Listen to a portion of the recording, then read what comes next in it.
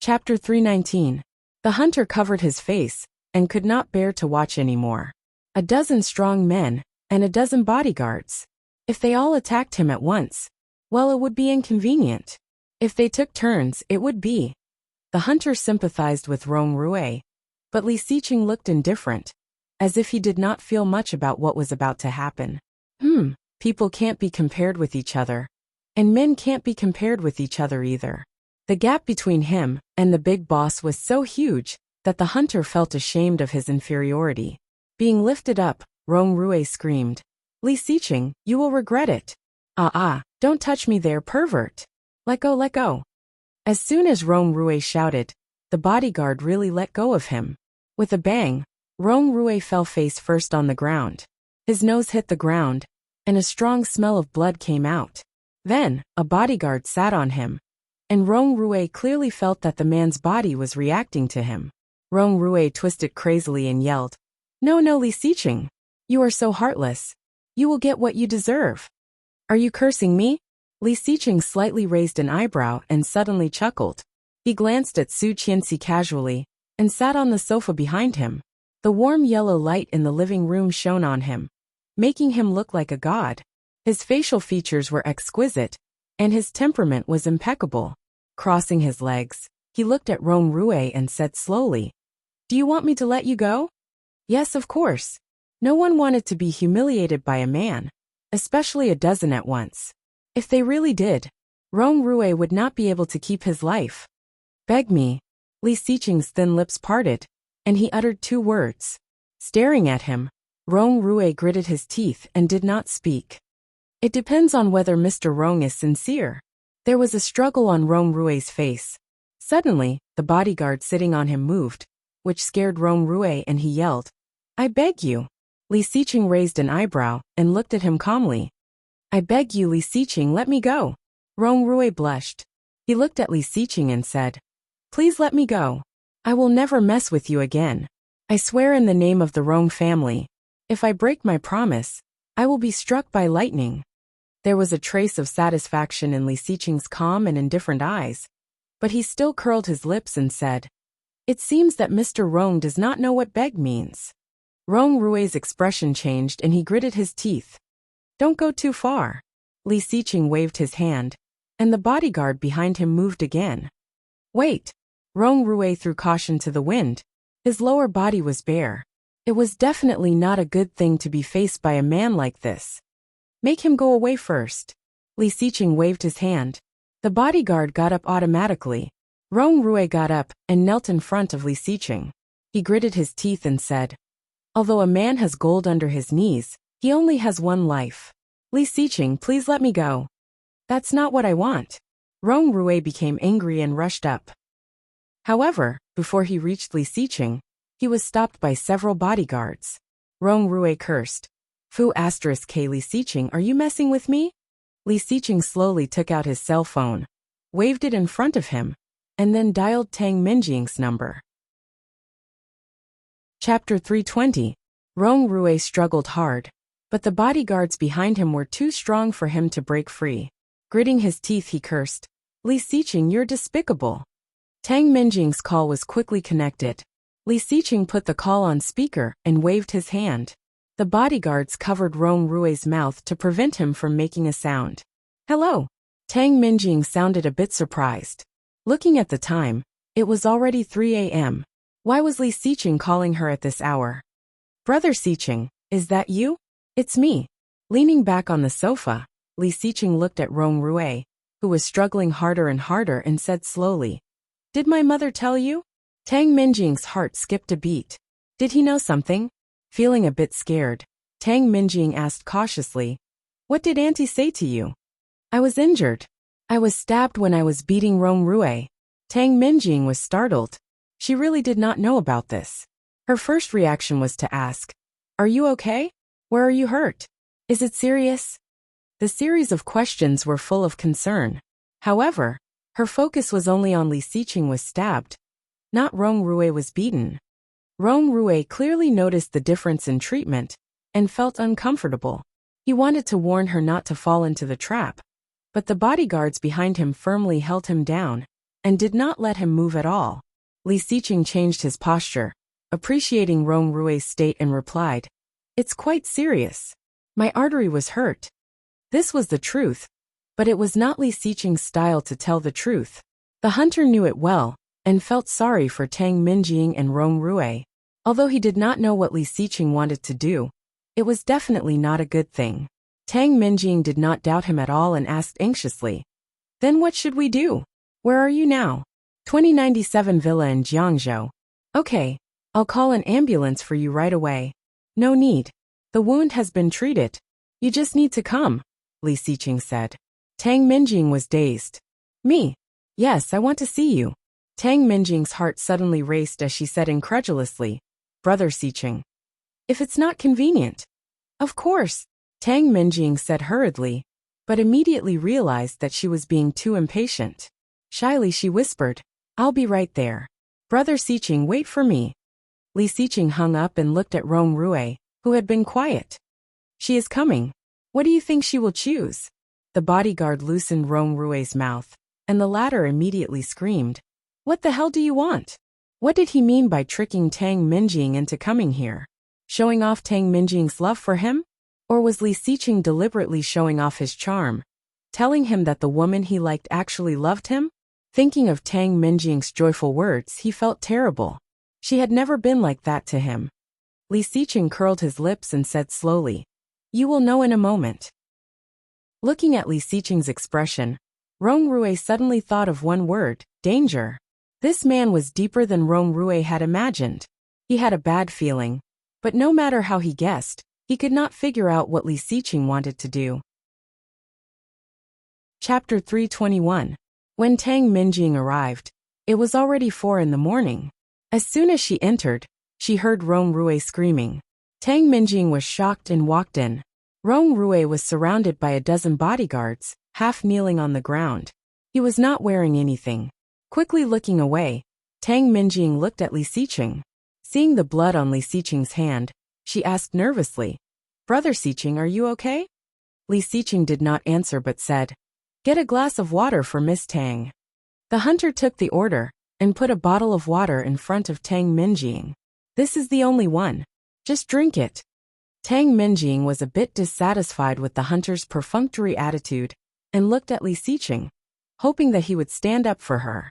However, Li Xiqing did not seem to see it and said, "He confessed." Hearing that, both Tang Minjing and Rong Rui were dazed. Confessed? What did he confess? Tang Minjing was a bit nervous and looked away. What do you mean?"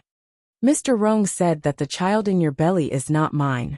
He changed the DNA himself and hacked the internal records of the genetics department. So the DNA comparison showed that it is related to my father's." Tang Minjing's expression changed and looked at Rong Rui. Rong Rui's expression also changed. He had never thought that Li Xiqing would ask Tang Minjing to come for this purpose. This was what it meant to fabricate right and wrong, turn black and white upside down, and lie. "You." Before Rong Rui finished, his mouth was covered by the bodyguard. No matter how hard he struggled, he could not get rid of it. "In fact, the child in your belly belongs to a foreigner, which is clearly shown in the video he hacked. Your next plan is to find a chance to meet my wife and frame her." "Nonsense." Tang Minjing's face turned pale, and she suddenly stood up. "How could I do such a thing?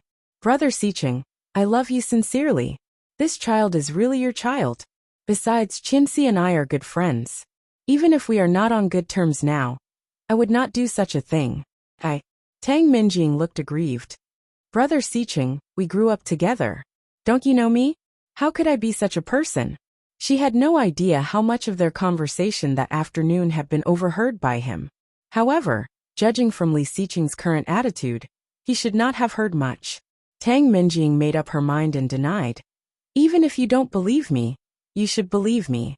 Auntie was the one who accompanied me to do the paternity test. No matter what, you should believe in your mother, right? He hacked all the surveillance and data. There's no proof no matter what you say." Gritting her teeth, Tang Minjing looked at him and said, "Why did you do this to me? I know how you feel about me, but you can't do this to me. Don't you know how much this kind of thing hurts a woman?" Rong Rui struggled less and less as he stared at her. Rong Rui, I have had enough of you.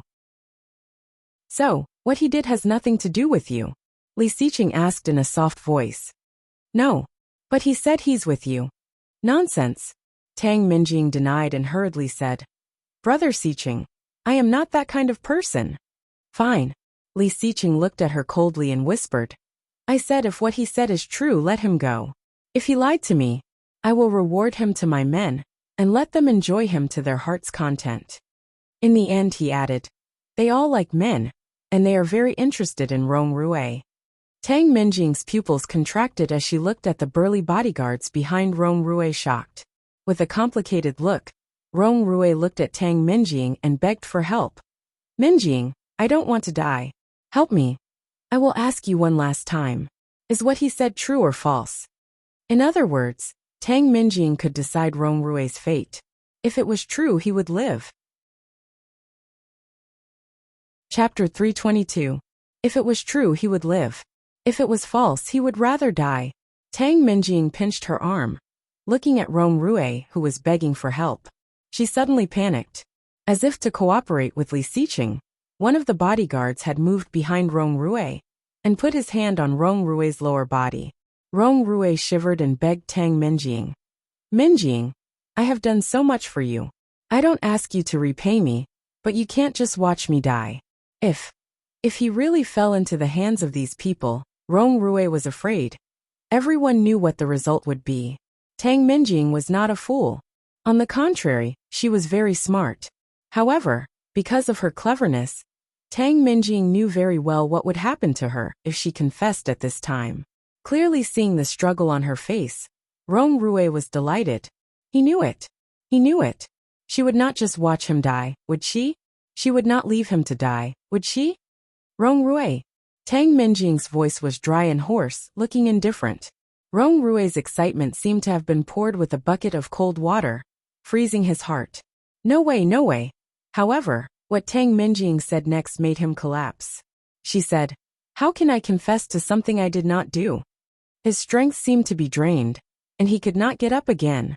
The hunter looked at Rong Rui sympathetically and asked, Boss, what should we do? Li Xiqing gave Tang Minjing a deep look and said slowly, he is yours. The bodyguards were excited, looking at Rong Rui with unspeakable passion and excitement. They rubbed their hands and surrounded Rong Rui, and Rong Rui was no longer struggling like before. His eyes were blank, staring at Tang Minjing. His heart was dead. There is nothing sadder than a dead heart, and the death of a person. Letting his body be manipulated, Rong Rui no longer showed any signs of struggling. Tang Minjing did not dare to look at his eyes. She turned her head and looked away. She knew that he was good to her, but she could not. If she admitted it now, it would be a slap in the face. At that time, she would be finished. The Tang family would be finished. Everything would be finished. She couldn't ruin the entire Tang family for her own selfishness. For now, he could only borrow Su Qianxi's hand. Tang Minjing's eyes reddened as she heard the rustling sound not far away. Her heart felt like it was being cut by a knife. However, he did not utter a single word. Let's go inside. His voice was deep and meaningful. Don't do it in the living room. There are women there. The bodyguards took the order and dragged Rong Rui into the room. Tang Minjing squeezed her hands and looked at the room. Seeing Rong Rui's desperate eyes, he almost went crazy. His eyes were scarlet, and he roared, Tang Minjing, ah. The door to the room wasn't closed tightly, it was just left ajar. After a while, a suppressed roar came from inside the room. There was also the sound of their bodies colliding. Every sound was stimulating her nerves. Rong Rui, bang. The door was closed, blocking all the sound inside. Tang Minjing fell onto the sofa, her face pale. Chapter 323. She was the one who pushed him into the abyss. This is the house I prepared for you. Do you like it? Li Xiqing suddenly said with a meaningful tone. Tang Minjing was a bit absent-minded. Hearing his words, she looked at Li Xiqing. However, she was caught off guard and met his deep eyes. He said, Take this house as a meeting gift from me to my child. From today onwards, you can live here. Child, a gift to the child? So he had accepted it. Tang Minjing looked at him in a daze. You can have all the bodyguards in the house. They will be responsible for your safety. Putting one hand in his pocket, Li Xiqing gazed at her. Under the light in the living room, Li Xiqing seemed to have a lazy glow, making him look like he had walked out of a painting she had secretly drawn. So dazzling and charming, Tang Minjing's heart skipped a beat, looking at Li Xiqing. He was looking at her. He was really looking at her. She had waited for a long time. Tang Minjing's eyes suddenly became red. Looking at him, she called, "Brother Xiqing." After so many years, Tang Minjing had thought that what she wanted was just a dream. She thought that he was just a dream for her. But this house was a gift for her child. He believed it. He really thought that this was their child. The hunter felt his heart ache as he listened to the story. Was Li Xiqing serious? Although this house was not in the center of the city, it was still very large, and would cost at least tens of millions. Was he really going to give it away like this? The hunter was a bit shocked. Seeing Tang Minjing's reaction, he immediately thought of a honey trap. However, what did Li Xiqing want? Get some rest. It's almost dawn, Li Xiqing said thoughtfully. Li Xiqing said thoughtfully, later, a nanny will come over and take care of you from now on. It was the first time that Tang Minjing had seen Li Xiqing so gentle. Bodyguards and housekeepers were all arranged for her. And by Li Xiqing himself? This was something that Tang Minjing could not even imagine in the past. All of a sudden, she felt warm and asked, "Brother Xiqing, why are you so nice to me all of a sudden?" Hearing that, Li Xiqing's eyes darkened as he glanced at her slightly bulging belly. Tang Minjing finally understood that he probably really regarded the child as his own flesh and blood. Secretly delighted, Tang Minjing became more and more excited. In this way, when Su Qianxi framed her to have an abortion, his reaction must be very interesting. At that time, it would be killing two birds with one stone.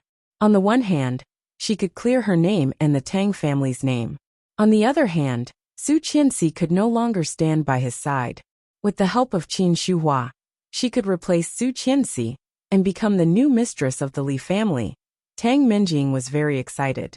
She seemed to be getting closer and closer to her goal. Bang! A muffled sound suddenly came from Rong Rui's room. Tang Minjing was startled and came back to her senses. The door to the room was opened, and a bodyguard walked out. There was a trace of panic on his face. He did not know how to speak, so he could only gesture with his hands. Chapter 324. Suicide. Hearing these two words, Tang Minjing's heart suddenly trembled. Seeing the bodyguard nodding, Li Xiqing looked at Tang Minjing. She covered her mouth and turned pale with fright. There was shock and fear, but there was no reluctance or sadness. Li Xiqing seemed to have seen through her feelings for Rong Rui, and couldn't help feeling sorry for him.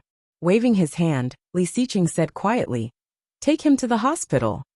It had been 3 days. Rong Rui had been trapped here for 3 days. His hands were handcuffed to the bed. Only when he was physically required would he be taken to the bathroom by 2 strong bodyguards. For the rest of the time, he was trapped in bed, without freedom or direction. Rong Rui looked at the ceiling, his eyes empty. Instead of being sent to the hospital, he was sent to another villa under Li Xiqing's name. Just at the door, there were 2 bodyguards and 2 nannies guarding his bed. He had to say that Li Xiqing was really considerate and cunning. Rong Rui never knew that a person could be so despicable. He set him up, set Tang Minjing up, and treated him like a fool from the beginning to the end. After being dragged into the room by the bodyguards, Rong Rui almost thought that he would be killed by them. However, they took him to a screen and let him see Tang Minjing's expression clearly. Tang Minjing's fear, joy, calculation, surprise, and the look on her face after hearing that he had committed suicide. All these scenes made him disheartened. He thought that she would see him. He thought that no matter how heartless she was, she would not leave him alone. However, reality was like a fiery slap, ruthlessly slapping his face. Ha! Ha ha ha! Rong Rui smiled and looked at the ceiling, but there were tears in his eyes, like a wounded clown, sad and ridiculous. "Hey, what are you doing?" A teasing voice came in, and Rong Rui looked at the door. It was Li Xiqing's assistant, the woman who had fought with him twice. She looked at him, her eyes smiling into a beautiful crescent. "Why don't we talk?" Rong Rui was sent to the hospital, and Li Xiqing followed him. Tang Minjing fell asleep in the room Li Xiqing arranged for her. When she woke up, it was already noon. She stretched her back comfortably, and before she could say anything, a maid came up to greet her respectfully. Her attitude was humble, and she bent her knees respectfully. This was simply the same treatment as imperial concubines in ancient times. Tang Minjing was very satisfied. She squinted and enjoyed the maid's service. During the whole process, Tang Minjing did not say a word to the maid. After washing up, Tang Minjing went out for breakfast and walked elegantly to the garden. She found that the backyard and the front yard were surrounded by 2-meter-high walls with beautiful murals. The two maids quietly followed Tang Minjing and walked around the entire villa. In the afternoon, Tang Minjing went back to her room with satisfaction. Pushing open the window, he wanted to take a look at the scenery outside. To his surprise, he saw the backyard garden outside the window. Looking further ahead, he saw a thick wall. The exquisite murals painted in the style of ancient Roman mythology depicted a touching legend. It was already autumn, but the flowers and grass were still flowers and grass. The wind was blowing, the grass was swaying, and the flowers were shaking. Chapter 325. Leaving the window open, Tang Minjing went to the bed and sat down. She took out her phone and sent the photo she had just taken to Su Qianxi. The first class in the afternoon had just begun. Not long after the professor arrived, Su Qianxi's phone rang. Feeling embarrassed, Su Qianxi quickly turned her phone on silent mode. With a series of vibrations, pictures appeared on the notification bar. The sender was Tang Minjing. Su Qianxi did not even want to open it. When she was about to put the phone in her bag and focus on the class, a few words suddenly popped up on the notification bar. "Look, Brother Xiqing gave it to me." Su Qianxi narrowed her eyes and clicked on WeChat. The message was, "Look, the villa Brother Xiqing gave me. It's so big and comfortable." She looked at the more than 20 pictures one by one. This was the villa in Jiangzhou, where Grandpa died in her previous lifetime. It was indeed under Li Xiqing's name. After she divorced him, he gave her the villa as part of the alimony payment. However, why would Li Xiqing give it to her? Just when Su Qianxi was lost in thought, her phone vibrated again. "Tang Minjing, I have to talk to you now. Brother Xiqing is here to see me?" Seeing this sentence, Su Qianxi frowned. Li Xiqing went to see her? At this time? Wasn't he on a business trip? Su Qianxi. Smile. About a minute or two later, Tang Minjing replied, but there was no text, just a selfie. In the photo, Tang Minjing looked a bit weak because of her pregnancy, but she had a bright smile on her face. Just behind Tang Minjing, a familiar tall figure was in the photo. His face was cold and indifferent, looking down at the documents in front of him, just like how Li Xiqing usually dealt with business.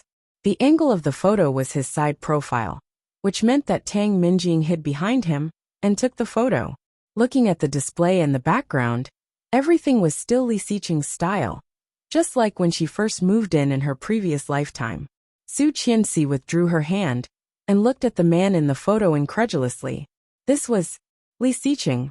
Wasn't he on a business trip? At this time, shouldn't he still be on the plane? Why was he in Jiangzhou? Why was he in the villa? And with Tang Minjing? After class, she couldn't wait to call Li Xiqing. The phone was turned off. She called Chengyu, and Chengyu quickly answered. "Hi, madam." Su Qianxi was silent for a moment and said, "Assistant Cheng, let me ask you something. Answer me honestly." This kind of opening usually didn't mean anything good. She perked up. "Okay. Where is Mr. Li now?" Chengyu had an ominous feeling in her heart. Why did she feel that Lady Boss had already seen through everything? However, after thinking about it, she still said the lines she had prepared. "Boss went to the United States for a meeting. I think it will be a while before he comes back. He should be on the plane right now." "Really?" Chengyu was even more nervous, but as a qualified and ethical assistant, her tone was calm and natural. "Really? Oh, thank you." Chapter 326. Hanging up the phone, she could no longer sit still. There was only one thought in her mind. He lied to her. He lied to her. Quickly walking out of the school, she felt a bit uneasy and took a taxi to Jiangzhou's house. Mom, I know. Now Brother Xiqing is here with me. I will take care. Tang Minjing's voice was full of sweetness. Her big eyes seemed to be fixed on Li Xiqing, not moving away at all. Sitting on the sofa, Li Xiqing had a contract in front of him. Hearing her charming voice, there was a trace of imperceptible disgust in his eyes. Tang Minjing did not notice it at all. It seemed that Mrs. Tang had said something embarrassing on the other side of the phone. With a shy face, Tang Minjing said, "Oh, Mom, what are you talking about? I don't want to talk to you anymore. That's it. I'm hanging up." Her cheeks were red, and her face was full of love. At this moment, Tang Minjing was indescribably seductive, mature and overflowing with the brilliance of motherhood. However, Li Xiqing was not moved and said, "I have talked to your parents. From today on, you will live here. They will be responsible for your safety." Li Xiqing pointed at a row of bodyguards standing not far away. There were not many, just 20. Then he looked at another row of women, ranging in age from teenagers to 30s, all young and respectful. "They will take care of your daily life." The number of maids and nannies was the same, 20. Tang Minjing was both touched and surprised. Blushing, she said, "Brother Xiqing, are you serious?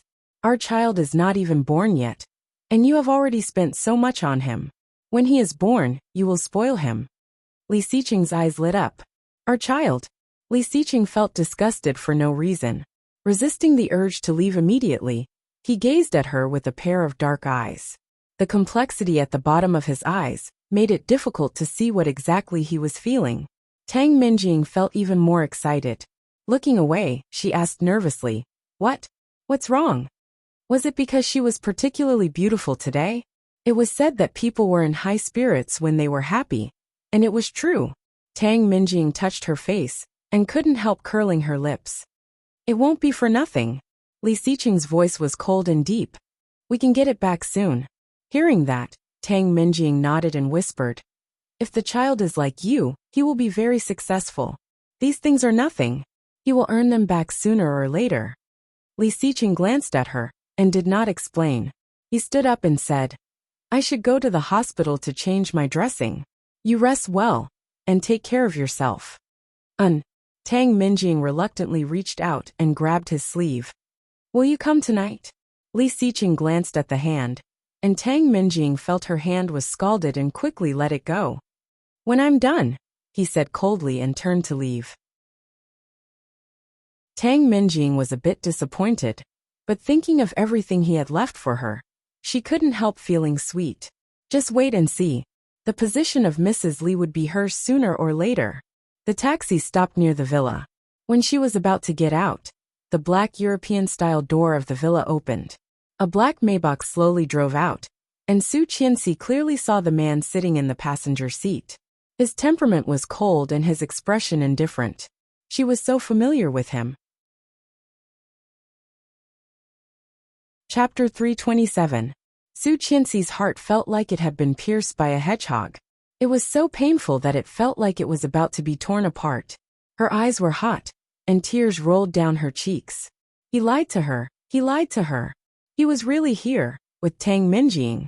But why wasn't he on a business trip? Didn't he go to America? Even Chengyu was lying to her. Taking out her phone, she clicked on the number on the top of the contact list and dialed it. This time, the phone was not turned off. Su Qianxi glanced at the time. It was past 5 p.m. With a hint of sarcasm in her eyes, she suddenly chuckled. So dedicated. At this time, the plane had already arrived in New York. Turning on the phone at this time was indeed perfect. The call was quickly connected. Before he spoke, Su Qianxi said, "Honey." He did not expect that she would be so passionate today. Hearing this word, all the gloominess was gone. Frowning, he said quietly, "Honey." These two words were said casually, but they were filled with his deep feelings and tenderness. However, in Su Qianxi's ears, it was like the ultimate punishment, trampling all her dignity on the ground. "You're on a business trip today?" "Yeah." He paused, seeming to be thinking. After about a second, he said, "Just got off the plane." Liar. Su Qianxi's heart skipped a beat, and she burst into tears. She immediately covered her mouth, fearing that she would cry out loud. "What's wrong?" he asked softly, his voice extremely gentle, with the most considerate intimacy. "Is class over?" Seeing her like this, the taxi driver considerately took a tissue for her and handed it to her. She wiped her tears with the tissue, took a deep breath, and tried to make her voice sound calm. She asked, "Yeah. I just saw someone who looked like you. I thought it was you, but it turned out that I was wrong." Li Xiqing's voice sounded nice. He teased, "Did you miss me?" She frowned and blushed. After a few seconds of silence, she slowly replied, "No, not at all." "Don't be sarcastic. I won't laugh at you." He leaned back in his chair and said in a low voice, "I miss you too." "Liar." Su Qianxi blinked, and hot tears rolled down her cheeks again. Her voice was choked with sobs. "Mr. Li, I'm so tired." So tired, so tired she felt that she could not love him anymore. He didn't want her. He didn't like her. She knew it. She knew it all. But why did he lie to her? Since he loved Tang Minjing, why did he have to torture her in such a cruel way? "What's wrong?" Li Xiqing frowned and asked with concern. "Are you under a lot of pressure?" "I miss you." He finally relaxed his frown and whispered, "I'll be back soon." "Good girl." Su Qianxi covered her mouth with one hand and hung up the phone. Finally, she could not help but burst into tears. When the phone was hung up, Li Xiqing's heart felt warm, as if it was burning. This woman Li Xiqing couldn't help curling his lips. However, the hunter exclaimed, "Boss, your hand is bleeding again." Li Xiqing glanced at it and did not notice when it was bleeding. At the same time, he felt relieved. Fortunately, he was on a business trip. Otherwise, she would be worried if she saw it. "Go to the hospital." The hunter took the order and drove in the direction of the first military hospital. Chapter 328. 2 days was not a long time. However, for Tang Minjing, it was extremely difficult. "Maid, I want to eat sour plums." "Laurel, I want noodles." "What's wrong with you? You can't even do such a small thing. Brother Xiqing must have fed you for nothing." "Hey, why are you looking at me like that? Do you know who I am?" Tang Minjing ordered the maids and nannies around, satisfying her desire to be the hostess. However, at the same time, she felt empty and disappointed. After ordering the maids around, Tang Minjing went to sleep. When she woke up, she was so bored that she wanted to spit bubbles. Suddenly, Tang Minjing remembered the most important thing she had not done yet. She was going to Li Xiqing's company, and she was going to ask Su Qianxi to lend her a hand. Although he had told her not to go out easily and to stay at home, wouldn't it be more meaningful if she could send the child away without his expectation? Without hesitation, Tang Minjing picked out a loose dress from the closet that showed off her belly and put on delicate makeup. The woman in the mirror was exquisite and mature. Her beauty was beyond comparison. Tang Minjing put on her bag with satisfaction and walked out. Seeing Tang Minjing so energetic, the two maids who were guarding the door looked at each other and immediately followed her. "You don't have to follow me. I will go out for a walk." Tang Minjing became impatient when she saw them. They were all mute, and only Laurel could speak. "How boring." Laurel, the maid supervisor, quickly came over and shouted, "Miss Tang, what are you doing?" "Do I need to tell you?" Tang Minjing said grumpily. "Mr. Li said that you should take a good rest. If you are not well during pregnancy, it will be hard for you to give birth." The last sentence was added by Laurel herself. However, Tang Minjing was overjoyed. "Okay, I see. But I have to go out for a while. I will be back soon." "No, Miss Tang, you can't go out." Perhaps they heard Moon Laurel's movements. The two bodyguards standing at the door became even colder. They stood at the door and blocked it. "What do you mean? I can't go out?" "Miss Tang, you can stay at home. This is what Sir wants." Tang Minjing was furious.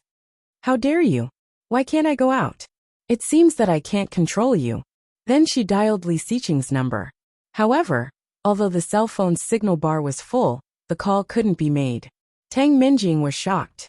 She tried to open the data connection and switched to 3G/4G, but found that she could not even send WeChat messages. Tang Minjing's face changed. She immediately thought of the beautiful murals around the villa and the 2-meter-high wall. The bodyguards heard the commotion and surrounded them. The maids were respectful but not fearful at all. Laurel looked at her with a warning gaze. Tang Minjing's heart skipped a beat, and a crazy idea filled her mind. She was under house arrest. 7 days passed in the blink of an eye. Su Qianxi did not know how she got through the week. Standing by the floor-to-ceiling window on the 16th floor, she watched the cars and people coming and going. As time passed, she did not even know how long she had been standing. Her legs were numb, but she had no intention of sitting down. The phone rang, and she was pulled back to reality. Glancing at the screen, she saw it was Qin Shuhua. Chapter 329. She met Qin Shuhua at her favorite French restaurant.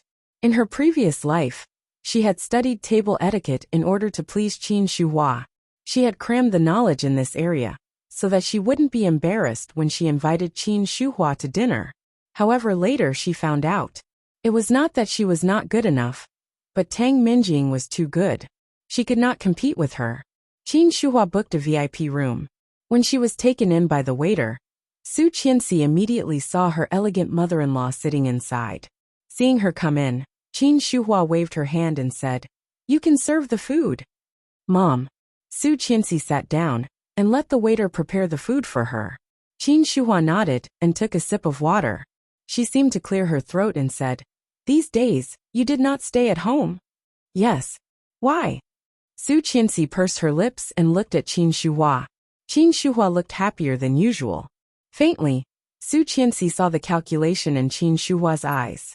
Her heart sank. Su Qianxi curled her lips and said, "Mom, you wanted to see me today. Did you need something?" The waiter had already served the food. The first dish was of French mussels. "I already know." Qin Shuhua looked at her with a faint smile. "You still want to hide it from me? What?" Su Qianxi did not understand. "The contract." Su Qianxi's pupil shrank. Hearing this word, she inexplicably panicked. "Contract? What contract?" Pretending to be calm, Su Qianxi looked at Qin Shuhua with some doubt in her eyes. "Contract?" The waiter quickly brought a St. Jacques scallop. The exquisite meal was like a beautiful work of art. Then there was fried fish, crispy onion soup. Su Qianxi suddenly chuckled with sarcasm. This was Tang Minjing's taste. Qin Shuhua seemed to also notice that Su Qianxi had noticed. She coughed and said, "I am a little hungry, so I ordered first. If you do not like these, you can order something else." "Okay." Qin Shuhua dismissed the waiter and said, "Let's eat first. We will talk after eating." However, there was a stone in her heart that Su Qianxi could not eat. Moreover, none of these were what she liked to eat. After taking a few bites, she couldn't eat anymore and went straight to the point. "Mom, why did you call me today? Are you full?" Qin Shuhua glanced at the almost untouched dishes in front of her. "What a waste. What if?" Su Qianxi was also angry and sneered. "Mom, all these are Tang Minjing's favorites. I don't like to eat this kind of food at all. If you don't want to waste it, shouldn't you ask her out?" Qin Shuhua did not expect Su Qianxi to talk back and looked at her in surprise. Su Qianxi glanced at the time on her phone and said, "Why don't we call her now and ask her to come here? Maybe she can catch up with the heat." "What do you mean? Mom, what do you mean?" Qin Shuhua was furious. She opened her purse, took out the contract she had hidden, and threw it at Su Qianxi. Su Qianxi's heart skipped a beat, and her arrogance disappeared in an instant. Looking down at the 4 words, her mind went blank. Divorce contract? How did it fall into Qin Shuhua's hands? Chapter 330. How do you explain this? Qin Shuhua sounded a bit angry. Divorce contract? I didn't know you were so scheming and capable. I really don't know how Captain Li fell for you. For the title of Mrs. Li, you and your mother have set up such a big trap. Su Qianxi's heart raced. However, looking at the furious Qin Shuhua, he calmed down. He looked at her coldly and asked, "Where did you get this thing?" Divorce contract. 1 year.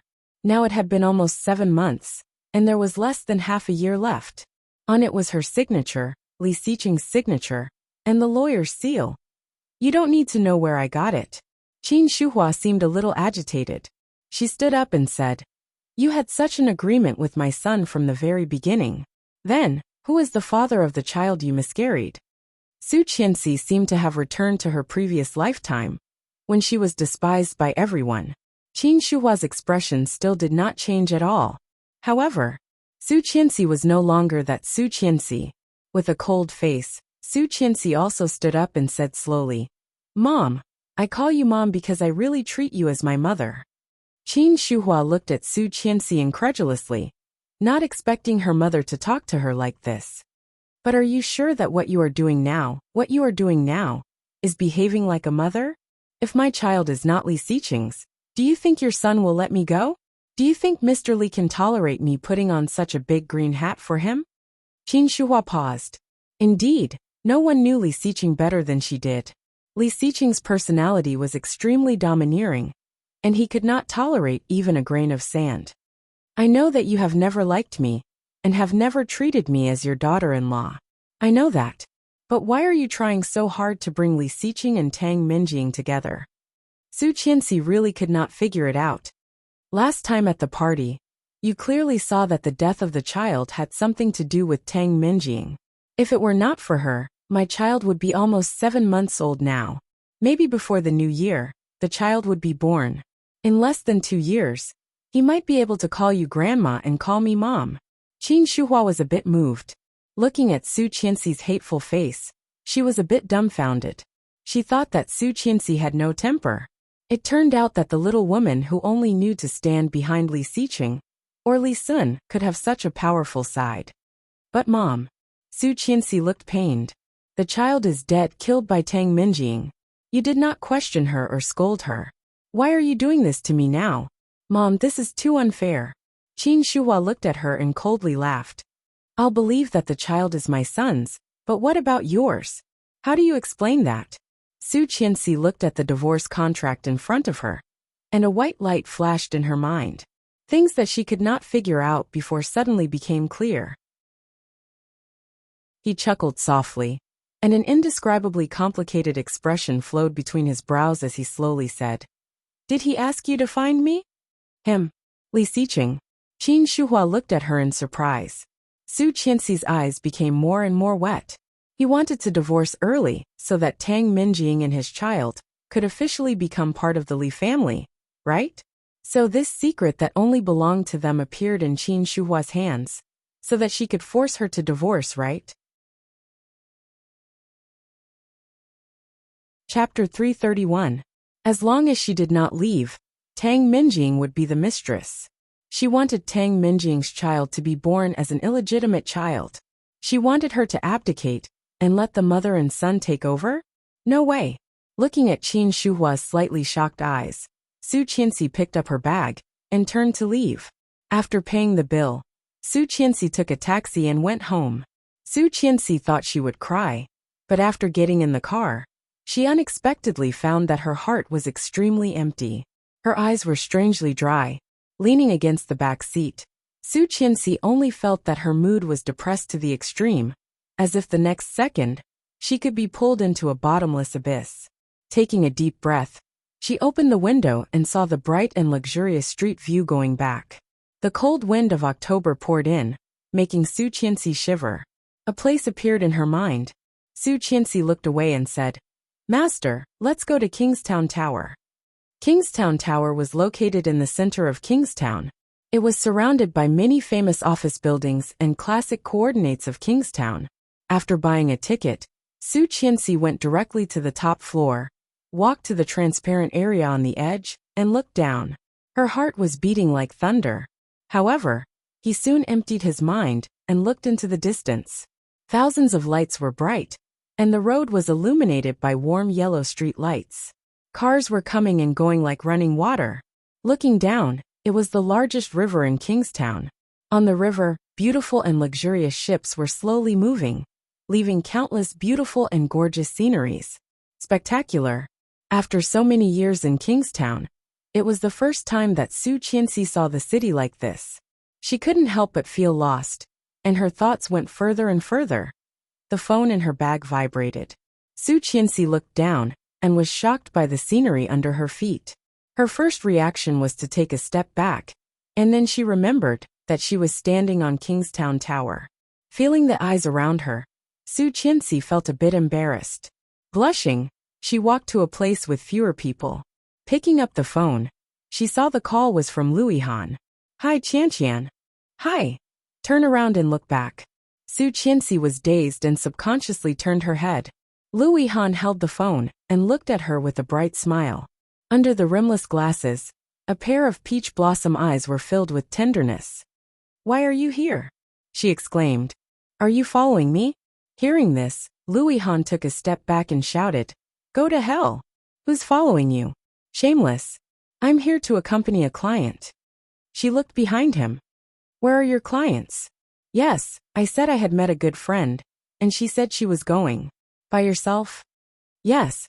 Tsk just in time. Accompany me to eat. I haven't eaten yet." "You don't eat with your clients?" "They didn't eat either. But the couple went to get special treatment and ignored me." Sigh. Single dogs have no human rights.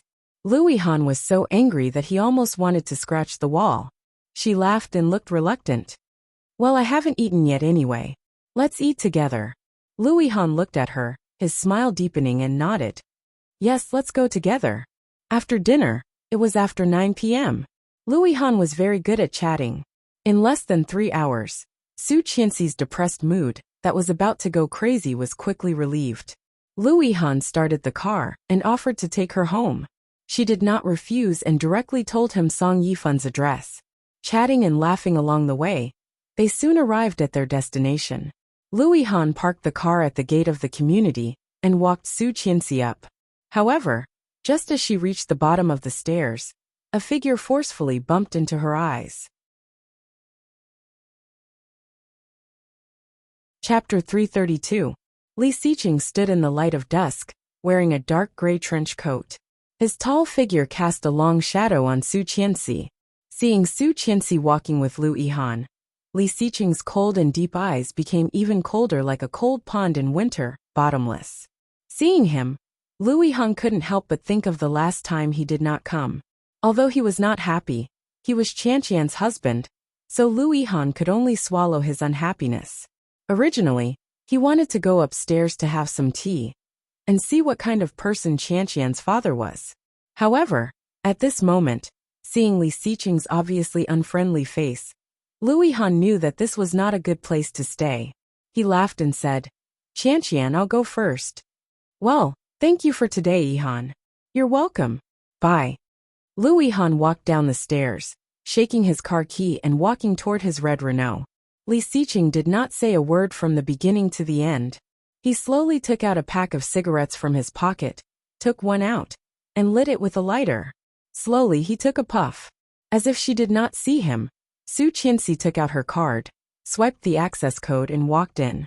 Li Xiqing followed her, but Su Qianxi walked extremely fast, as if she was avoiding something.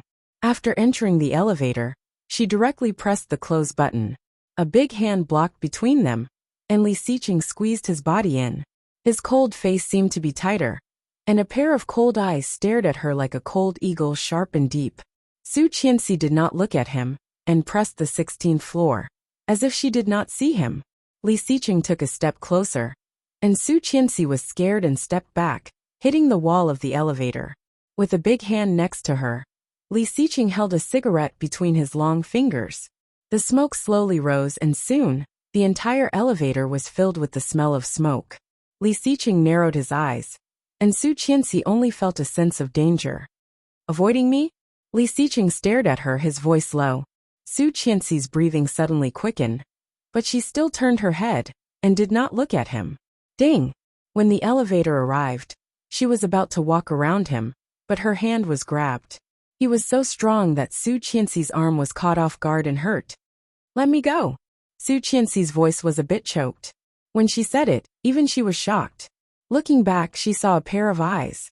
She felt that she was about to be drowned, so deep, struggling hard. She got rid of him and ran to the door of her house. However, the more anxious he was, the more he couldn't find the bunch of keys. Her heart was beating faster and faster. She clearly sensed that he was already behind her, but she had not found the key yet. The faint white smoke blew past her ear, carrying the smell of tobacco, tickling her face. Su Qianxi's heart skipped a beat. Inexplicably, she no longer had the strength to squat down. Her vision blurred. Gritting her teeth, Su Qianxi poured out everything in the small bag. Her cell phone, key card, cosmetics, wallet, and finally, a bunch of keys fell out with a jingle. Chapter 333. Picking up the things one by one. She put them back in her bag and stood up. Su Qianxi looked up at the man behind her, who was almost leaning against her. The familiar smell, the strong male hormones, and the face that she knew so well. Li Xiqing stretched out his hand and pressed her against the wall. His deep and cold eyes were even more intense, as if he was going to suck her in. She looked up at him and felt a lump in her throat.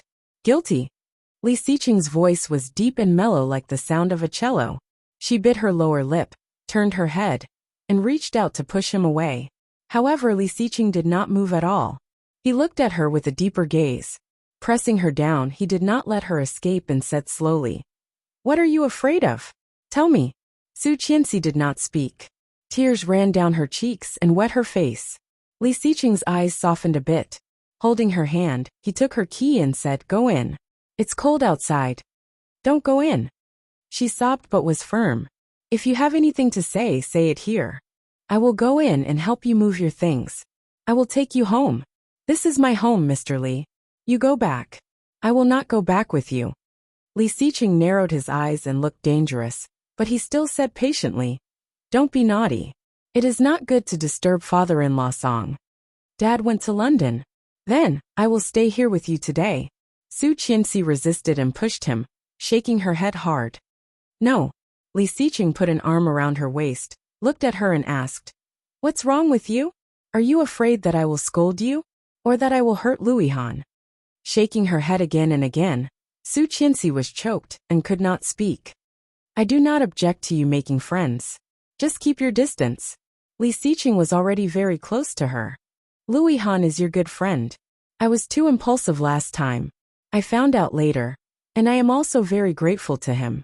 When there is a chance, can you take me to him to apologize and thank him in person?" Although he still did not like to see them together. However, he was the one who saved Su Qianxi. Apologizing and thanking him was something he should do. Putting his face close to hers, Li Xiqing's eyes were full of tenderness. He whispered, "You know I miss you so much." The faint smell of tobacco filled the tip of her nose. Hearing this, Su Qianxi's heart was even more painful, trembling and cramping. He said he missed her. He said he missed her. However, he had been on a business trip with Tang Minjing for a whole week. Now that he had returned from his business trip, he came to miss her? Or, Tang Minjing's health was not good for him to travel, so he came to miss her? She couldn't help but burst into tears. Pushing him away, her hand reached out and landed on his face. "Pa." Dazed, Li Xiqing looked at her. When she was about to slap him for the second time, Li Xiqing's eyes darkened. He grabbed her hand and growled, "Are you crazy?" Li Xiqing had never been treated like this before. Ever since he was young, his life had been smooth sailing. He had only been beaten by this woman when he was 26 years old, and she had even beaten him twice. Su Qianxi's body trembled, and her back was against the wall. Looking at him, she burst into tears. Why did you do this to me?" Li Xiqing felt even more puzzled. Looking at her, he said angrily, "Su Qianxi." He was the one who was slapped, and he had not cried yet. Why was she crying? However, he saw Su Qianxi's hand was going to take off her coat. She was only wearing a tank top. Taking it off, her white and delicate skin was exposed, which deeply stimulated Li Xiqing's vision. Then, she lifted the tank top, startled. Li Xiqing went up and pressed her hand down, growling, "Are you crazy? This is still the door." Chapter 334. Li Xiqing suddenly tightened his grip on her hand. Gazing at her with a pair of cold eyes, he said in a cold voice, "What do you mean?" Su Qianxi's hand was pried open, and her chin was pinched by him. Looking up, she saw his cold eyes. It was as if a violent storm was about to engulf her. Su Qianxi's heart trembled. Looking at him, she reached out and continued to lift her shirt. He pulled her hand up and pressed her down. Gritting his teeth, he looked at her and almost roared. What do you mean by this? Did she think that he came here just to have sex with her? Su Qianxi's back was pressed against the cold wall, her body shivering. In the face of the storm that almost tore her apart, she forced a sneer and endured the heartache. With a look of disdain, she said word by word. What are you pretending for? The people outside can't satisfy you. So you came to me, didn't you? The people outside? Li Xiqing's heart felt like it had been bitten by a mad dog, and a piece of it was gone in an instant. Dripping with blood, it was riddled with holes. The hand pinching her chin tightened, and his fist hit the wall behind her ear. Bang! With a muffled sound, Su Qianxi was scared. Her legs became weak, and she almost fell. However, the breath hanging in her heart did not allow her to fall. Biting her lower lip, she looked at him stubbornly, her body shivering slightly. Li Xiqing looked at her, sneered, and bent down to pick up the coat that Su Qianxi had just thrown away. Su Qianxi's eyelashes trembled, and her tears fell on his head, sinking into his hair. Li Xiqing paused and quickly picked up the coat. Seeing her trembling in fear, as if she was a hedgehog facing a formidable enemy, his heart skipped a beat. Throwing the coat at her face, Li Xiqing said in a low voice with suppressed anger, I really want to strangle you. His voice was so vicious that Su Qianxi was scared and shrank back. Seeing this, Li Xiqing suddenly chuckled. I must be crazy to let you do this to me. His deep and mellow voice echoed in the corridor. The sound of leather shoes faded away, and Su Qianxi could only see darkness. It was only when he heard the elevator ring that he pulled his jacket off his face. He stared at the empty corridor in a daze. After a long while, she picked up the key and walked in. She threw herself on the bed and stared at the ceiling, her mind blank. My head hurt so much. Not knowing how long she had been lying there, she took her phone out of her bag, found Li Xiqing's number, and sent several text messages. Mr. Li, I know everything about your business trip. Mr. Li, your mother looked for me today. She used our contract to force me to divorce you. I refused and told her a lot. I never knew I could be so eloquent. Mr. Li, I will not divorce you. There are still more than 5 months left in the divorce contract. I will release you after your sentence is completed. Li Xiqing, I love you. She felt like she had seen a ghost. Why?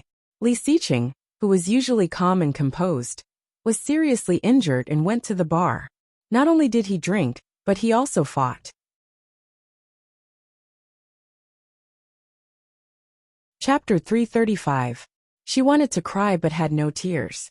She called the boss's wife to come over, but she was stopped by her boss. If you dare to call her, you don't have to follow me anymore. So the lady boss still didn't know that he was injured? Did she really think that he had come back from a business trip? Chengyu was full of grief and indignation. Just when she decided to stay here to get some overtime pay, he kicked her out. Before leaving, he asked, Where is my cell phone? It's broken. The front and back screens are seriously broken. It has been sent for repair, she said. I got you a new one. Here you go. He glanced at it, pinched his eyebrows and said, Okay, you can go back now. When Chengyu was about to leave, she was stopped again. Wait. Is there anything else? Did she call? Her?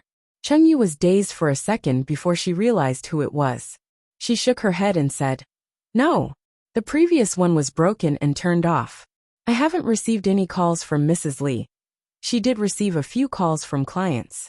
The light in Li Xiqing's eyes dimmed a bit. Then with a wave of his hand he lay back down. It was hard to tell what he was thinking. No one had come back to the house for half a month, and Nanny Rong was a bit panicked. She made a phone call to the old house. Nanny Rong more or less wanted to complain. When she heard Captain Li's raised voice, Nanny Rong knew that the people in the old house did not know about the couple's quarrel. Laughing awkwardly, Nanny Rong said, Maybe they are living outside. After all, Sir doesn't only have one house. Nonsense. That boy would not do something like that. Something must have happened. Old Master Li roared angrily. This is ridiculous. I was wondering why Qianqian has been acting weird on the phone recently. This is great. That guy must have bullied her. Nanny Rong was speechless. In her eyes, Su Qianxi was his granddaughter, and Li Xiqing was the one who came to visit. I understand. Don't worry about it. Leave it to me. Okay. As soon as Nanny Rong said that, Grandpa Xing hung up. The phone in the old house was from the 1920s and 1930s. Putting his finger in the hole, he dialed Li Xiqing's number. Captain Li was ready to scold Li Xiqing at any time. However, no one picked up. Then he dialed 2 more, and the results were the same. After about half an hour, Li Xiqing called back. The old man wanted to curse even more. He opened his mouth and shouted, "You're going to die. You don't even answer your grandfather's phone. You're rebelling." After a second of silence, Li Xiqing said quietly, "Grandpa, I was in a meeting." Meeting. You only know how to attend meetings. Every time I call you, it's because you're in a meeting. What's the use of earning so much money? If you have the heart, why don't you go and please your wife? Otherwise, when your wife runs away, you'll be crying." Li Xiqing did not say anything, and looked at the calendar on the table. It had been 7 days since they last met. "Dead? Say something." Old Master Li was furious. "Yes, not dead. What's the matter, Grandpa?" Captain Li suddenly felt angry and roared, "You're rebelling. I just said so much, and you didn't hear a word?" "Yes."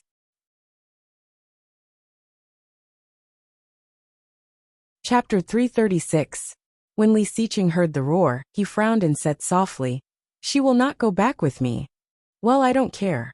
If I don't see you two come back today, I will definitely have a heart attack, and then I will be pissed to death by you. Grandpa. Since you know I am your grandpa, behave yourself. It must be your fault again. Our Qianqian is such a good girl. Say, why are you angry with her every day? Everything is fine. Why can't a husband and wife talk things out? Why do you have to do these things all day? Are you trying to piss me off?" "Grandpa, shut up. I don't want to listen. I will give you an hour to bring your wife back for dinner. If I don't see you later, then I won't eat. I will starve to death." Lu Sa, who was listening on the side, couldn't help laughing secretly. Captain Li was so old. How could he still be so childish? How could he play the game of hunger strike? However, Li Xiqing couldn't stand it the most. With a sigh, Li Xiqing said, "Got it. You won't starve to death." "Well, that's more like it." Captain Li hung up the phone with satisfaction and sat back on the sofa with his cane. However, the more he thought about it, the more uncomfortable he felt. Suddenly he said, "Oh no, how long did Xiao Rong say they haven't been home?" Lu Sa thought for a moment and said, "More than half a month." Li Xiqing hung up the phone and let out a long sigh. After telling Cheng Yu to do the next thing, the rest became irrelevant. However, Li Xiqing was still slowly reading the documents in his seat. Cheng Yu went out and came back. Seeing that Li Xiqing was still there, she was a little surprised and asked, "Boss, aren't you going back to the old house?" "Well," Li Xiqing responded, looked up and said, "Ask Yang to call and ask when her class is over." "Okay. Don't say I asked." Cheng Yu was speechless. Come on, Cheng Yu was very busy. Why couldn't she let others do this kind of small thing? But he was the boss, so Cheng Yu could not refuse. 2 minutes later she quickly replied, "There is one elective class left. Get ready for class." "Okay." Li Xiqing responded and leaned back in his chair. "Then, should we let little Yang pick them up?" "Yes," she replied to Yang on WeChat. But as soon as the message was sent, he changed his mind. "Forget it. I'll go by myself. Cheng Yu, don't tell her." Oh, she left the office, and he finished approving all the documents. It only took him 10 minutes at the slowest speed. Helpless, he opened the drawer, intending to place the documents inside. However, the moment he pulled the drawer open, he saw a black phone. The phone had been fixed for a long time, but it was broken, and he had no intention of using it again. He stuffed the documents into the folder, locked it, got up, and left the office. Su Qianxi walked out of the school with her bag in her arms, and immediately saw the cool black Maybach. She stopped and seemed to have guessed who was in the car. When Yang and Li Xiqing were in China at the same time, Yang would not drive this car. Chapter 337. As she approached, the window of the Maybach was rolled down. Li Xiqing's cold and determined face was revealed. The familiar curve, the familiar profile, the familiar edge. Su Qianxi's eyes were involuntarily attracted to him. Li Xiqing turned his head. His eyes were cold and deep, but when looked closely, they were unfathomable. Deliberately looking away, Su Qianxi held her backpack and was about to walk around him.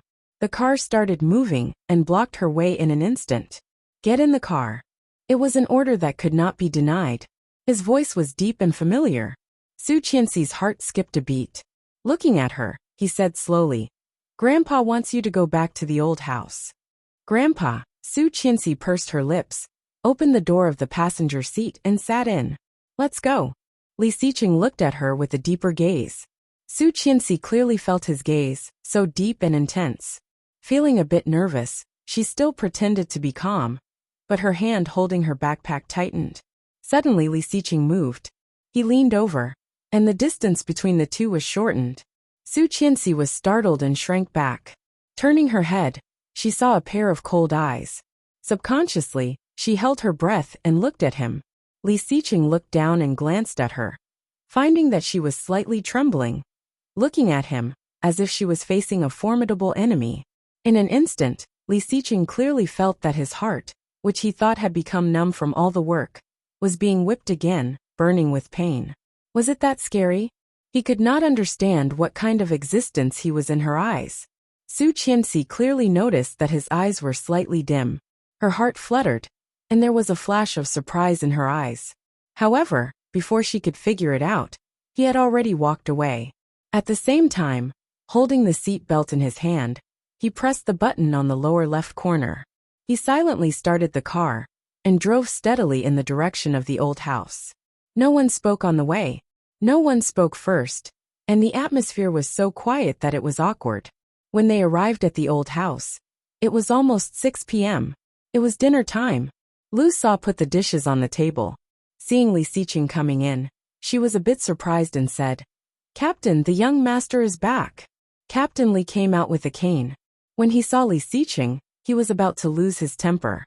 However, when he saw Su Qianxi behind him, he immediately calmed down. He snorted and walked towards them. Su Qianxi hurried to hold Grandpa and called, "Grandpa, are you looking for me?" "Humph, I'm not looking for you. I'm looking for you." The old man was very unhappy.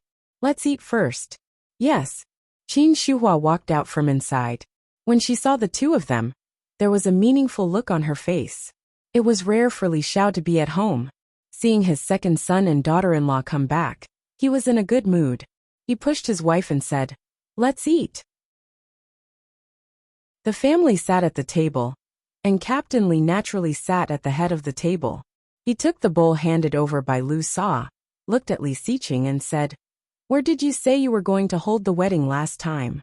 Wedding, what a distant word.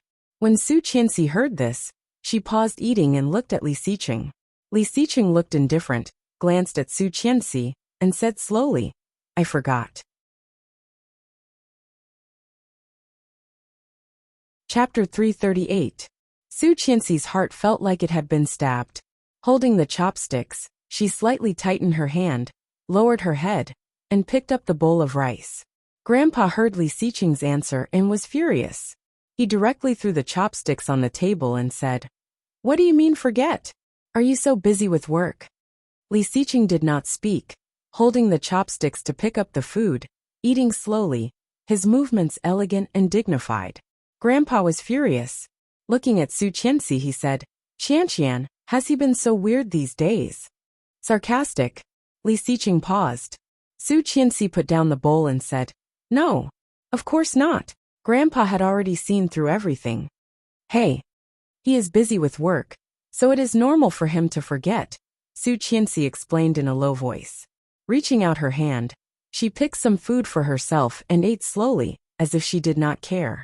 Li Xiqing did the same, eating slowly and looking as calm as usual. Grandpa could only watch anxiously. He glared angrily and stood up.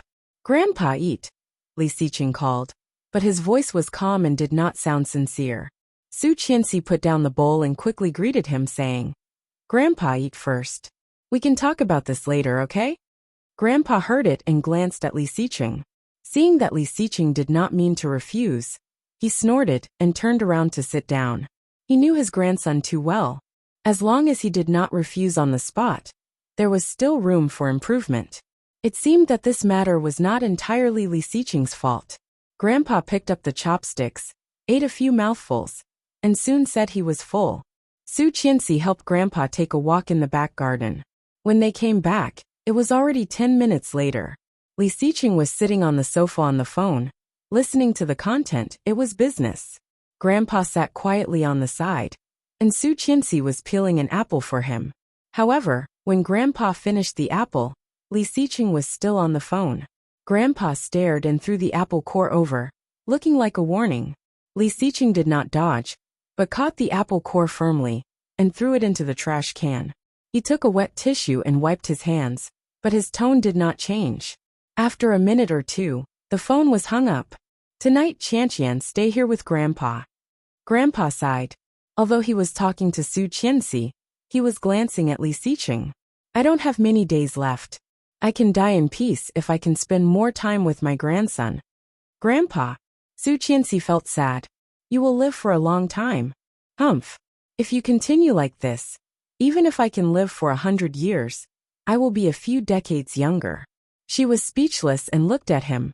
Li Xiqing met her eyes for less than a second before he looked away and said casually, "Then stay. I have something to do at the company. If there's nothing else, I'll be on my way." Captain Li was so angry that he picked up an apple in front of him and threw it at Li Xiqing, roaring, "You stay too." Li Xiqing dodged and said confidently, "I'm busy at the company." Chapter 339. This time, Li Xiqing caught the apple firmly and put it back without saying anything. Su Qianxi sat on the side and did not say a word. Qin Shuhua and Li Xiao went to the neighbor's house and saw this scene. Li Xiao's face darkened and he said, "Xiqing, don't make your grandfather mad." Li Xiqing curled his lips and glanced at Su Qianxi, saying, "No one wants to see me. Why should I stay here?" As soon as he said that, the people present were not fools. They knew what was going on the moment they heard it. All of a sudden, Su Qianxi attracted everyone's attention. Condemnation, contempt, love, and ambiguity surrounded her. She felt her scalp tingling and said, "I did not." Captain Li stared at her, picked up another apple, and threw it at her, yelling, "What else do you have to say?" Li Xiqing was hit in the stomach by the apple and was speechless. Picking up the apple and putting it back on the coffee table, Li Xiqing stood up and said, "I'm going to take a shower." Seeing this, Qin Shuhua looked at Su Qianxi with a faint smile. Su Qianxi looked back at her, fearlessly staring into her eyes. "You're quite something to be able to push my son like this." Qin Shuhua said something ambiguous and walked away. "Li Xiao, I have something to tell you." "Okay." Li Xiao nodded and looked at Su Qianxi thoughtfully. He said, "Don't let the elders worry about you. You are not young anymore. Don't worry too much. Xiqing is good to you." Li Xiao did not have much feelings for Su Qianxi.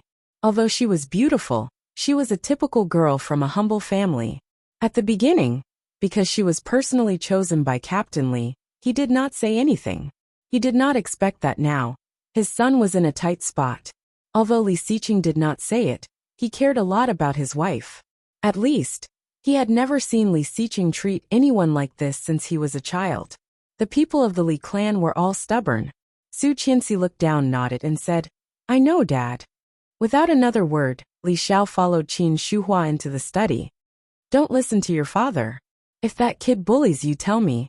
I'll back you up." Captain Li was not convinced. He patted his chest and said, "I'll always be your safe haven." She felt a lump in her throat, and her eyes were soon wet. Nodding, she sniffed and whispered, "Grandpa, why are you so nice to me? If I don't treat you well, should I treat Li Xiqing well? That guy is an ingrate, humph. I'm still counting on you to give me a chubby great-grandson." In addition, with Li Xiqing's temper, if he could marry a wife, he should be very grateful. Which ordinary person could stand him?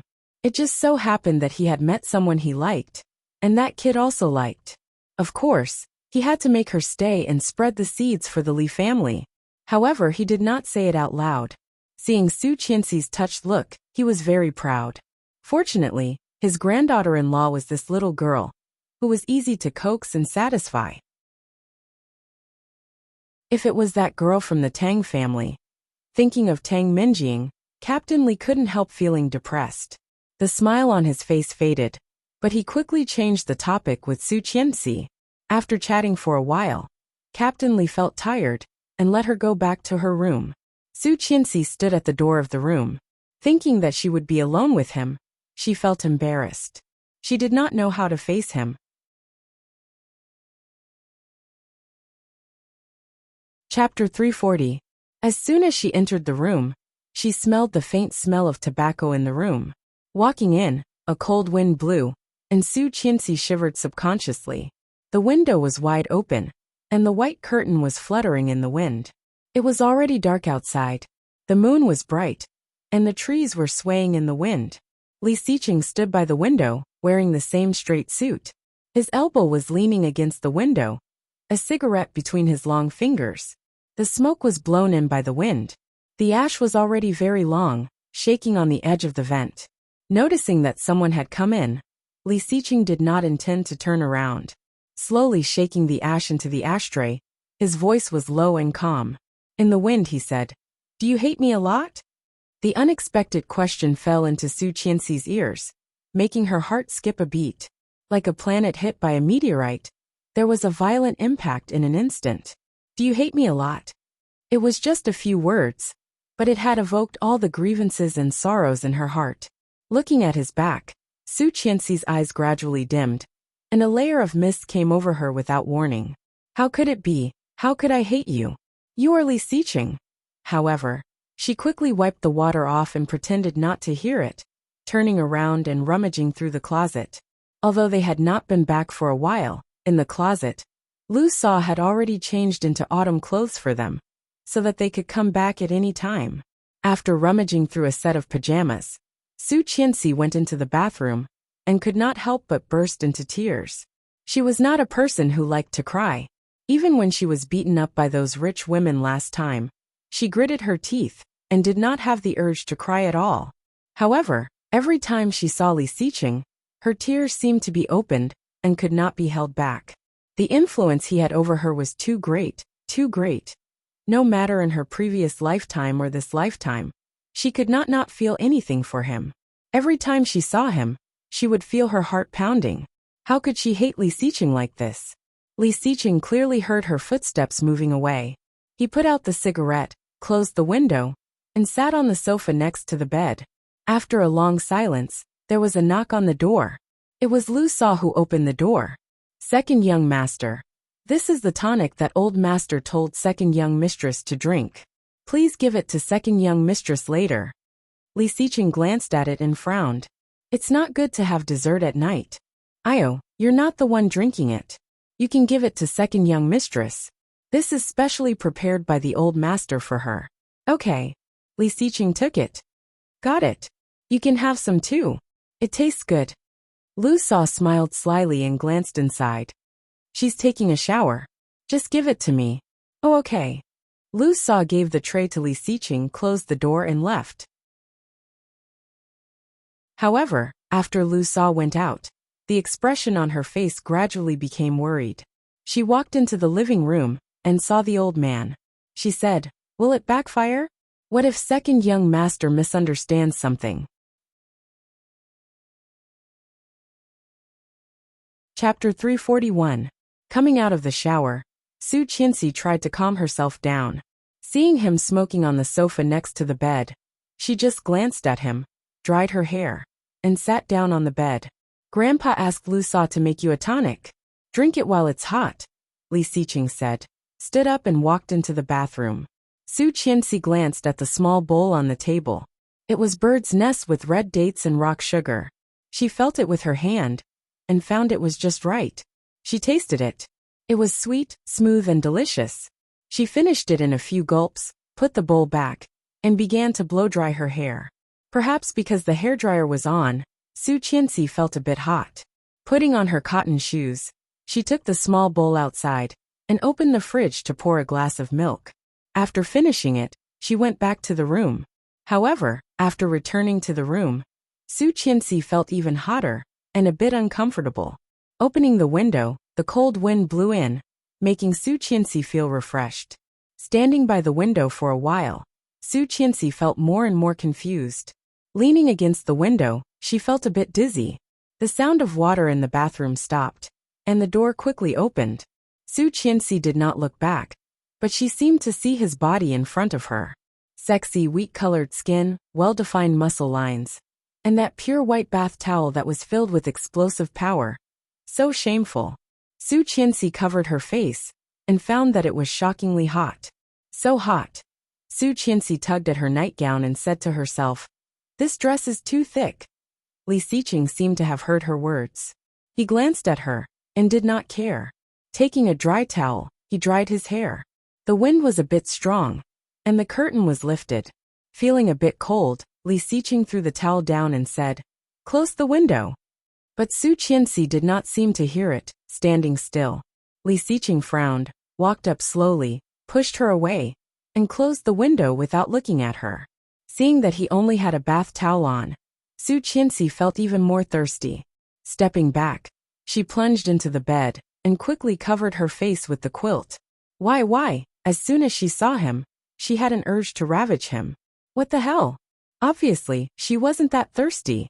She snuggled in the quilt, feeling even more uncomfortable. His skin was shockingly hot, and waves of heat assaulted him, but there wasn't a single drop of sweat on his body. It was as if he was suffering from a fever. She unconsciously moaned and wriggled. Lifting the quilt, she felt very comfortable with the cool air on her skin. So hot, so hot. She quietly put one leg under the bed and lifted her skirt a little. Feeling the cold air on her leg, she finally felt better. However, she caught a glimpse of Li Xiqing's strange look. She shrank her head like an ostrich and covered her face with the quilt, not letting him see. Seeing her like this, Li Xiqing simply ignored her and pulled the towel away. He slowly took out a silk robe and put it on. However, seeing that body, she subconsciously clamped her legs and shamefully thought of how he looked when he entered her. This.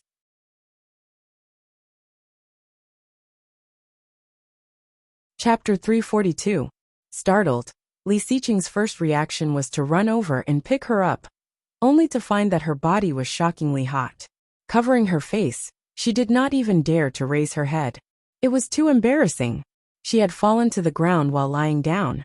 She felt that she was in the terminal stage of embarrassment and could not be saved. However, when she touched his bare chest, she felt a cold sensation surrounding her.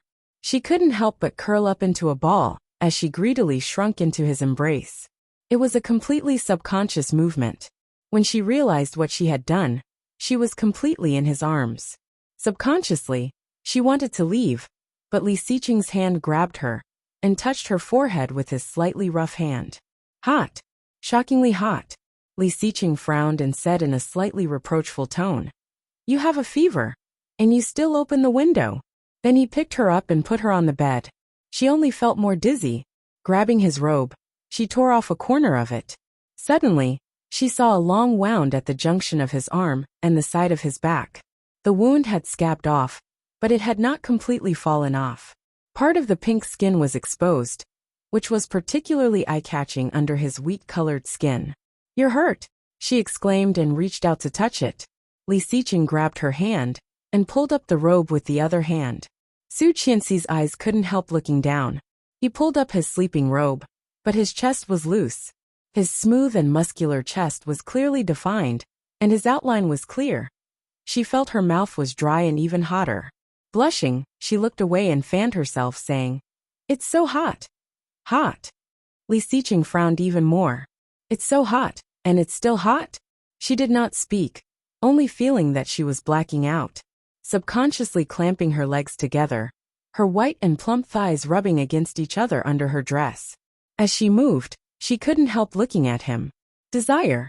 From her eyes, Li Xiqing saw the word that she did not hide. What the hell? Li Xiqing turned his body to avoid her eyes, but she quickly looked at him with a bit of pitiful eyes. His cold and deep eyes glanced down at her face. Her cheeks were flushed, and she was drunk. Her watery black eyes were filled with lust. She bit her lower lip, and her eyes were blurry, but filled with desire. As his thighs rubbed against each other, a soft sound could be heard. His hands gripped the sheets tightly. This, Li Xiqing suddenly understood. He thought that she was having a fever, but now it seemed that she was going to lose one of her syllables. But, how could it be? A white light flashed in his mind, and Li Xiqing suddenly realized that there was something wrong with that bowl of bird's nest. But Lu Sa said it was sent by Grandpa. Could it be? Li Xiqing was speechless and thought to himself, how disrespectful.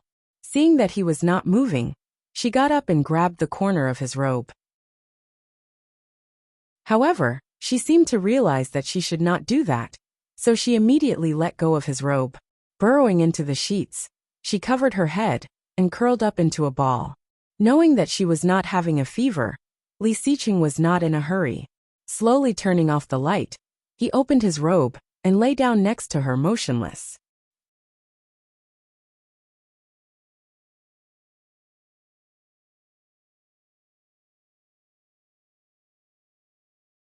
Chapter 343. Su Qianxi felt even more uncomfortable. He was under the blanket, so close. Why did he have to run so far away? Closer, closer. Feeling wronged, Su Qianxi suddenly threw off the blanket and let the cold air hit her. However, in less than 2 minutes, she was so sad that she wanted to cry. Sobbing, she said, "It's so hot." Li Xiqing glanced at her and said quietly, "If it's hot, take it off." Take it off. She also wanted to take it off, but was it really okay to take it off next to him, in front of him? Would he think that she was trying to seduce him? However, it was really uncomfortable. "I'm sleeping. I won't look at you," he said, turning his back to her. She struggled for a moment, got up, and took off her dress. After that, he could not stay calm anymore. Resisting the desire to turn around and take a look, all he could think about was her body. She was definitely not wearing it. Su Qianxi had taken off her dress, but it was still so hot, so hot. Her mouth was dry, and her body wriggled restlessly. Burrowing into the quilt, she trembled with the quilt covering her body. Li Xiqing pretended to turn around unintentionally, and his hand fell on her with a snap. She shivered and couldn't help moaning. Li Xiqing's heart skipped a beat, but he quickly took his hand back. Gritting her teeth, she tried to hold it in for a few minutes. Finally, she couldn't help it and whispered, "Mr. Li." "Yes? I feel so bad." "Yes, the fever is bad, but it will be fine if you can bear it." She stopped talking, curled up, and sobbed in a low voice. Li Xiqing was going crazy and almost roared. "Why are you crying? Beg me, beg me, beg me, and I will give it to you." However, she did not say anything. Even though his body was reacting, he did not want to move closer. However, in less than a minute, Su Qianxi's hot hand reached over. He caught her hand and asked in a low voice, "What?" Feeling relieved, she took her hand back and turned her back to him. Li Xiqing cursed inwardly. In the end, he couldn't help but reach out and touch her back. He asked seriously, "Where do you feel uncomfortable?" Su Qianxi shivered slightly and involuntarily leaned closer, not speaking. She really wasn't wearing anything. Suddenly feeling blood rushing to the top of his head, Li Xiqing endured the pain. He moved his hand and put it on her waist. "Here," she moaned, but soon gritted her teeth and did not say anything. Pretending not to hear her, Li Xiqing slid his hand down to her belly. "Or here." She couldn't stand it anymore and yelled, "Don't touch me." It was rare for Li Xiqing to be so obedient. He took his hand back and said, "Okay, then I'm going to sleep." Then she heard him turning over. Su Qianxi really wanted to slap herself, feeling her body tremble because of him. It was so comfortable. She was even more dizzy, and her consciousness was blurred. Her hands wrapped around his back and touched his chest. Li Xiqing's lower body was aching.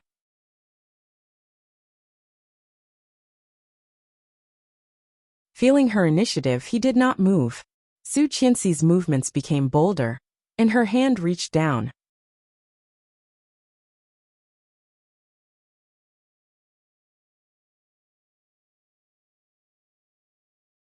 Chapter 344. Su Qianxi did not get what she wanted. Feeling extremely weak, she whimpered. I didn't. Then what did you want to do? Su Qianxi did not say anything and lowered her head guiltily. However, she reached out and put her leg on his. Taking her hand back, she climbed onto his back, put her arms around him, and put her lips on his. He tilted his head up, and she kissed nothing. Her fragrant lips fell on his Adam's apple. He felt even more restless. However, his eyes were as calm as if nothing had happened. Looking at her, he asked, "Don't you hate me? Why did you kiss me?" Su Qianxi felt a stab in her heart. Shaking her head, she mumbled, "No, I didn't." "Didn't what?" "I didn't hate you." "Then why did you hit me?" Why did she hit him? Su Qianxi pursed her lips and burst into tears. Li Xiqing's heart ached. Leaning closer, as if he was coaxing a little girl, he asked slowly, "Why? You're cheating on me. You're a jerk." "When did I cheat?" Li Xiqing felt wronged. "You've always been the only one I've had." Su Qianxi's mind was a mess, and she could not hear him at all. Twisting uncomfortably, she begged, so uncomfortable, Mr. Li." Li Xiqing also knew that she was upset. He reluctantly gave her a kiss and said sullenly, "Mrs. Li, please behave yourself." Su Qianxi did not listen to him. Wrapping her arms around him, she pressed her upper body against his. Her lips fell on his, mimicking what he had done to her, biting his lips awkwardly. Li Xiqing did not move, looking like he was at her mercy. However, Su Qianxi only kissed him and did not do anything else. Feeling anxious, he pushed her gently and asked, "Do you know how to do it or not?" Su Qianxi felt even more uncomfortable, looking at him with her wet eyes. Li Xiqing sighed, "I'm scared of you." Then he immediately took the initiative and pressed her down. Seizing her lips, Li Xiqing went straight in, his movements hot and wild. Holding her back with his big hand, she couldn't help letting out a moan as his rough hand stroked her white and tender skin. "Little slut," he said in a low voice, pushing his thighs apart as he lowered his waist and rubbed against her. Su Qianxi's body trembled, and she made an uncontrollable sound. However, the next second she began to cry. Grabbing his back, she cried, "It's so uncomfortable. Go in, Mr. Li. Beg me. Please, I beg you." "Begging me? Where's your sincerity?" She wanted to kill him. Grabbing him, she asked, "What kind of sincerity do you want? I'll help you today, but you have to promise me one thing." Su Qianxi lifted her waist and put her legs on him, asking impatiently, "What?" "I'll tell you when I think of something." Li Xiqing moved forward, and Su Qianxi immediately moaned in satisfaction. However, he did not move. She felt even more uncomfortable and urged, "Hurry up. Promise me first."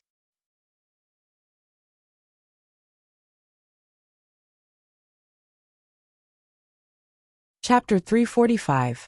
The unexpected attack made all of Su Qianxi's words vanish in her mouth. He took her lips in his, feeling her scorching heat as she swayed with him. After the first time, Su Qianxi felt much better. After her body returned to normal, she felt a little sleepy. She was so tired that she did not even want to move a finger. Su Qianxi's eyelids drooped, somewhat resisting his touch. However, Li Xiqing said quietly, "You're going to throw me away? It's not that easy." As a result, Su Qianxi felt like her whole body was about to fall apart. Every time she resisted, it could only end in vain. She did not know how long the king-size bed had been swaying. When it completely stopped, the sky outside the window had already begun to brighten. When she woke up the next day, it was already dawn. Opening her eyes, she saw the enlarged chest in front of her. The wheat-colored skin was delicate and smooth. Su Qianxi reached out her finger and pressed it. She clearly felt that the body in front of her was a little tense. And then a big hand reached over and grabbed her hand. Su Qianxi blinked and looked up at him. With a single glance, he saw a pair of deep, cold eyes. Vaguely, there was a sense of danger in them.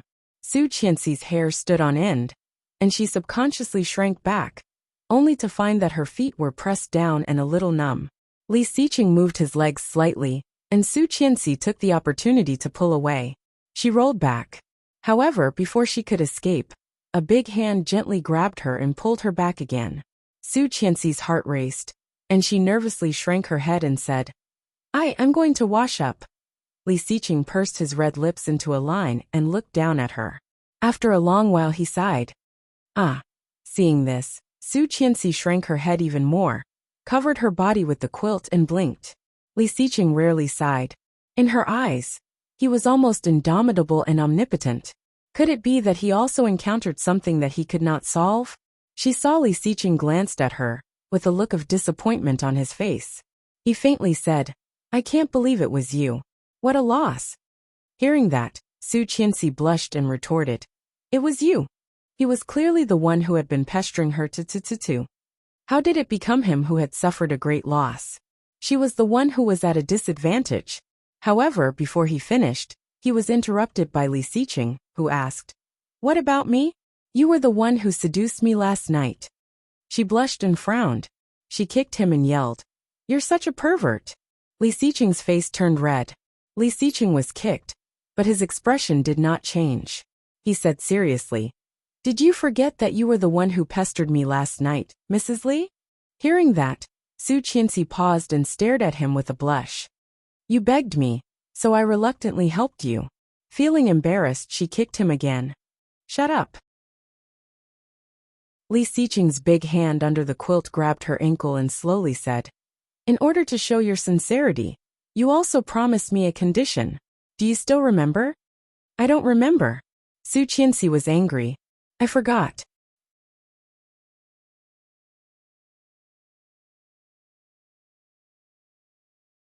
Chapter 346. Su Qianxi paused and retorted, "I was not wearing pants in the first place." "Oh." He nodded. "That's true. You could have just taken off your dress." Su Qianxi was so embarrassed that she wanted to find a hole to hide in. Angrily, she turned around and went to pick up her nightdress. However, Li Xiqing pulled her back and whispered in her ear, "Have you really forgotten what happened last night?" Of course she remembered. It was still fresh in her memory. But how was she supposed to say it? How was she supposed to admit it? Blushing, she struggled and yelled, "Move! Don't hug me." "This is called hugging," he said, leaning closer to her until he was half on top of her, his big hands moving from top to bottom. "This is called hugging," he whispered. As he spoke, his large hand moved to touch her chest. He grasped it with one hand and gave it a gentle pinch. Su Qianxi struggled and was a bit annoyed. "Are you done?" "If I say I'm not done, can I continue?" Li Xiqing moved closer and kissed her lips from behind. Su Qianxi looked away, and Li Xiqing's kiss fell behind her ear. So he decided to suck on her earlobe. Su Qianxi's body shivered, and her whole body became soft. Li Xiqing moved with his wet lips, lifted his legs, and whispered in her ear, "Look, you're craving me. Go away." Su Qianxi was furious. "Mr. Li, I never realized you were so shameless." "Mrs. Li, it's not too late to realize it now." "Mr. Li, Mrs. Li." Because of Li Xiqing's interference, it had become the most intimate form of address. The words Mrs. Li coming from his mouth made her heart beat faster than the word wife. However, this man was not destined to belong to her. Su Qianxi's heart ached. She looked away and said in a hoarse voice, "Are you this shameless in Tang Minjing's bed?" "Tang Minjing's bed?" Li Xiqing chewed on the words carefully. Each word was simple, but when put together, why did it sound so harsh? With tears in her eyes, she elbowed him and struggled to get out of bed. However, Li Xiqing held her firmly and moved closer to her. In a dangerous voice he asked, "Do you think I have something to do with Tang Minjing?" Hearing that, Su Qianxi felt it was ironic and turned her head. Li Xiqing clearly saw that the pair of dark eyes were full of sarcasm, disdain, and strange contempt. Narrowing his eyes dangerously, Li Xiqing was a bit displeased. Tightening his arms around her, he turned her over and pressed her flat on top of him. "What do you mean by this?" "You know what I mean, don't you, Mr. Li?" Su Qianxi's heart raced. The scratches and hickeys on his chest clearly showed her craziness last night. However, it was only last night. Looking away, Su Qianxi did not want to look at him. With her eyes red, she struggled again and pretended to be indifferent. "Get off me.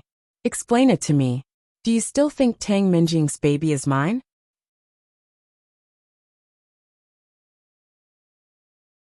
Chapter 347. Li Xiqing's eyes became colder. Narrowing his eyes, he looked dangerous as he asked slowly, So, you slapped me for no reason that day because of this? Su Qianxi looked away and did not speak. However, her breathing was a bit fast.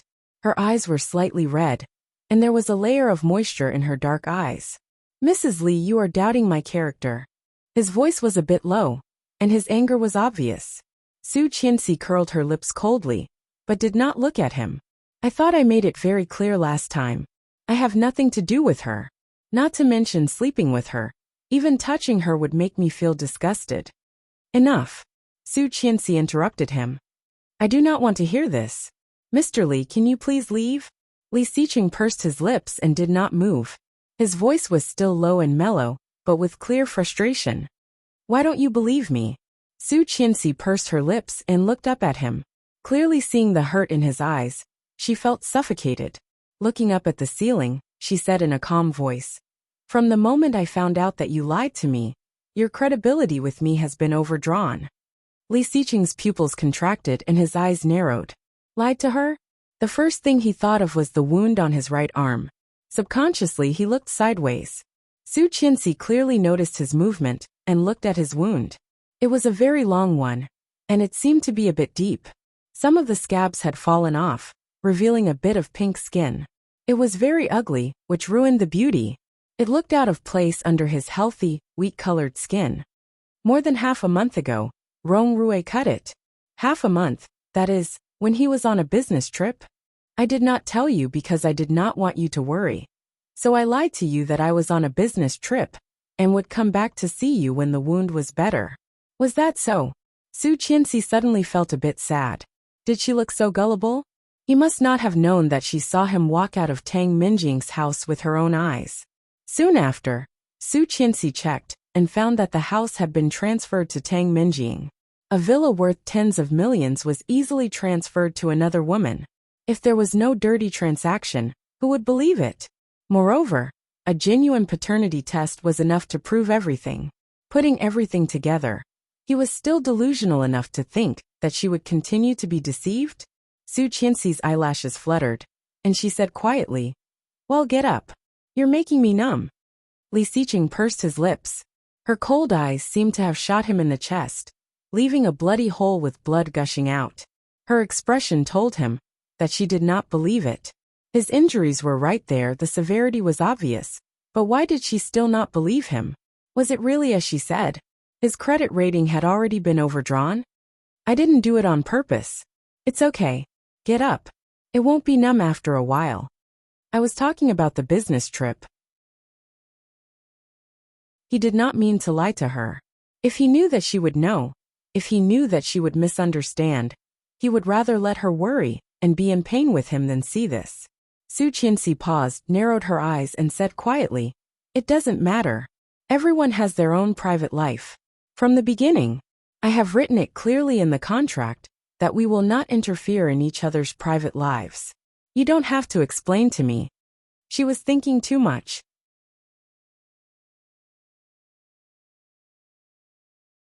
Chapter 348. Su Qianxi. Li Xiqing was a bit annoyed and grabbed her chin. Don't talk about the contract. I will tear it up in a second. You should. Su Qianxi said sarcastically.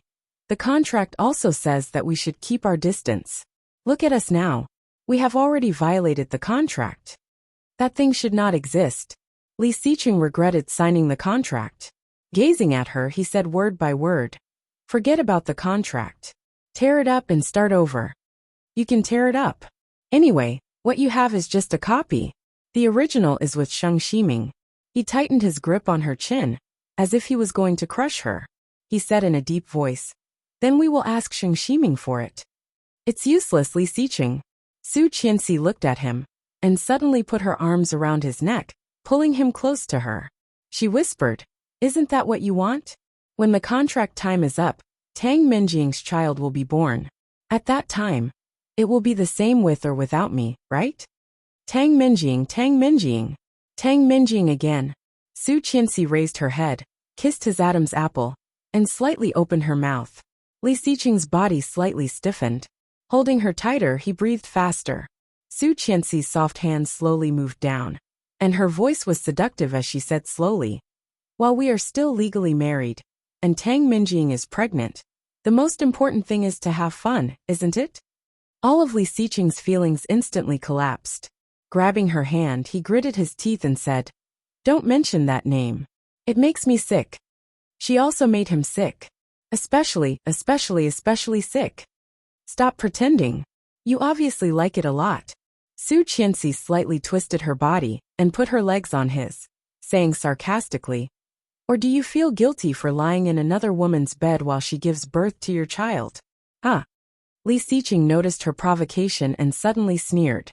Su Qianxi felt a bit scared and paused. She subconsciously wanted to take her hand back, but he stopped her. He lowered his head and bit her collarbone. She gasped in pain and yelled, "It hurts." However, he did not intend to stop. Instead, he bit her even harder. "What are you doing?" She was almost in tears. "Are you a dog? Go away. To wake you up," Li Xiqing said breathlessly, then got out of bed. Su Qianxi watched him open the closet naked and take out a stack of things from the bottom drawer of the closet. Soon he stood up and threw her 2 red booklets. Marriage certificate. Opening one of the booklets, Li Xiqing knelt down and grabbed her face, looking at the photo on the marriage certificate. Feeling the pain, Su Qianxi subconsciously wanted to dodge. However, Li Xiqing's actions were extremely domineering. He put the marriage certificate in front of her and growled, "Look carefully. The person on it is you, Su Qianxi, not that Tang guy." Su Qianxi's face was hurting, and she was about to cry, but she gritted her teeth and did not make a sound. "Don't try to push me to another woman. I said she has nothing to do with me. Her due date is in March next year. Give me some more time, okay?"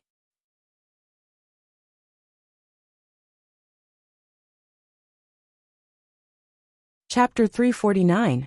Hearing that, Su Qianxi looked away and did not speak. Her eyes were full of tears, but they did not fall. He gazed at her deeply, let go of her and said slowly, "Do you remember that you still owe me a favor last night?" "I remember it now." Su Qianxi finally looked over. "Cancel the divorce contract." Cancel. The 2 simple words were like an echo, echoing in Su Qianxi's mind.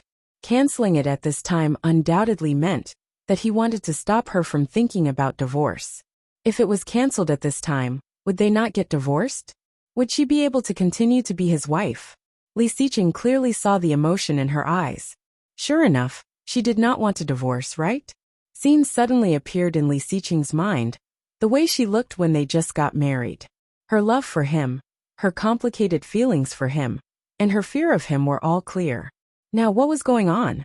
Her eyes were full of sarcasm and disdain, as well as hatred and disgust. When he found that her love was gone, he was at a loss of what to do. He still did not know what he had done wrong. However, he did not want to let go, did not want to divorce. Covering her face with his slightly rough hand, Li Xiqing gently rubbed it with his thumb and whispered, "Cancel the divorce contract, and let's start over, okay?" He was serious. Li Xiqing's eyes did not contain any impurities. They were so dark and pure that it made her heart flutter. However, could she? No. Su Qianxi reached out and wiped her eyes. Her eyes flashed. She looked at him and sneered. "Do you really think I am stupid?" The divorce contract was the only thing that she had the upper hand in at the moment. If he couldn't even take the initiative, then what awaited him would be the real torture. What if he wanted to coax her to cancel the divorce contract, and then force her to divorce directly? She knew very well how despicable this man was. She did not want to believe him. Never again. Hearing that, Li Xiqing slightly tightened his grip on her hand. He had never lowered himself to please a woman in this way. He was as low as the bottom of the dust, but what he got in return was a sneer from her. His eyes were as dark as ink, and the anger of humiliation was burning fiercely. "Su Qianxi."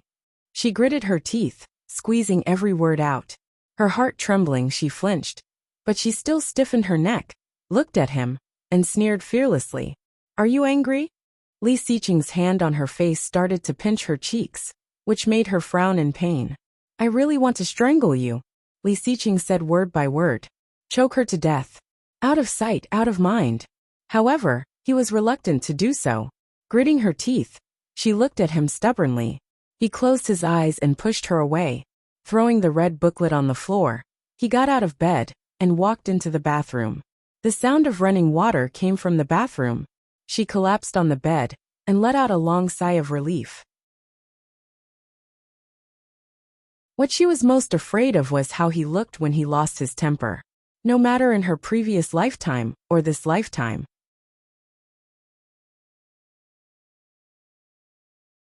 Chapter 350.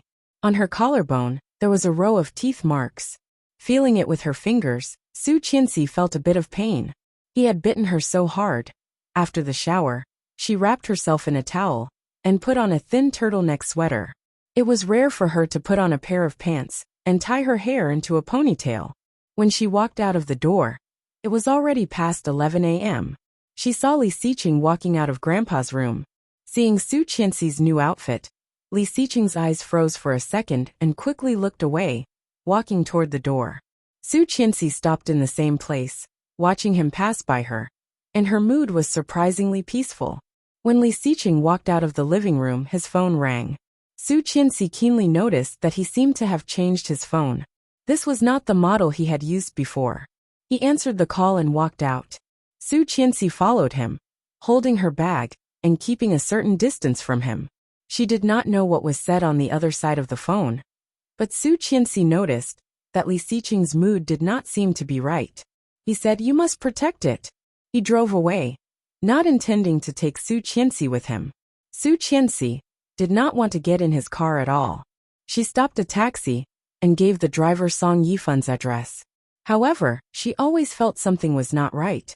What did he mean by protect just now? Tang Minjing's child? Feeling a pain in her heart, Su Qianxi thought it over and over again and said, "Sir, to Jiangzhou." The driver looked a bit impatient. "Why didn't you say so earlier?" It was completely the opposite direction. Although dissatisfied, he still turned around and drove toward the Jiangzhou villas. When the car was near the Jiangzhou villas, Su Qianxi immediately saw the low-key luxurious black Maybach. She had expected it, but she was still disappointed.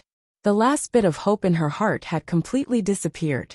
Reality was like a stepmother, giving her 2 fiery slaps in the face. It was really interesting to lie to her, wasn't it? Su Qianxi's eyes were cold, and her heart was cold. Let's go back to Yifeng Pavilion. Laurel was anxious. No one had expected that Tang Minjing would hit the wall with her stomach. With such a collision, the 30 to 40 people in the villa were all in a mess. However, Laurel was someone who had experienced great storms. In Star City, he had seen much more storms than this. He sent her back to her room, called the doctor, and then called Li Xiqing. Tang Minjing thought that they would send her to the hospital no matter what. In this way, the child could be aborted, and she could go out and ask for help, telling others that she was imprisoned. However, she had never expected that he would be so considerate as to hire several doctors and set up an emergency room in his home. Seeing a dozen pairs of eyes staring at her, Tang Minjing felt she was going crazy. For a whole half a month, she had no freedom at all. He was watched when he went to the toilet, when he bathed, and when he ate. He was even worse than a prisoner. Other than Muna's Manthus, the others were all mute. No one was there to talk to her, and she could not make any phone calls. In addition, the place was remote, so there was no one to help her. Everyone was glad that the child was saved. But for Tang Minjing, it was the worst news. Chapter 351. After returning from the old house, Su Qianxi devoted herself to her studies and work, so she was very busy. Louis Han's business skills were getting better and better. In just over a month, he had officially launched the Qianli software, and the number of downloads and users was very high. As a shareholder, Su Qianxi had also received a very good income. The weather was getting colder and colder, and Su Qianxi was wearing more and more clothes. The winter solstice was a day of reunion. Song Yifun was still in London and could not return to China to reunite with her. However, the old house called her early and asked her to go to the old house for the holiday. It was raining heavily, and the winter solstice was destined to be wet. Su Qianxi drove her new white car and was stuck on the highway. Looking at the time, it was already past 2 p.m. She did not know what was going on in front of her, but the traffic was still. The sound of horns kept ringing, annoying her. Her phone rang, and it was from the old house. Su Qianxi picked up the phone and said, "Hello. Madam, are you here yet?" "Not yet. Today is the winter solstice, and the traffic is stuck." Su Qianxi glanced out of the window. It was still raining heavily. "Oh, are you with the second young master?" The old man said he wanted to eat the meat that the second young master bought before. "What meat?" "I don't know. The old man can't tell. Anyway, it's delicious. The second young master knows. You can call him and ask." "Let her call." Su Qianxi pursed her lips and said, "Lu Sa, please call him. It's not convenient for me right now." "Oh, I've tried, but I don't know what's going on. I can't get through to him. I'm very busy now. Grandpa is playing with Mr. Air and the others.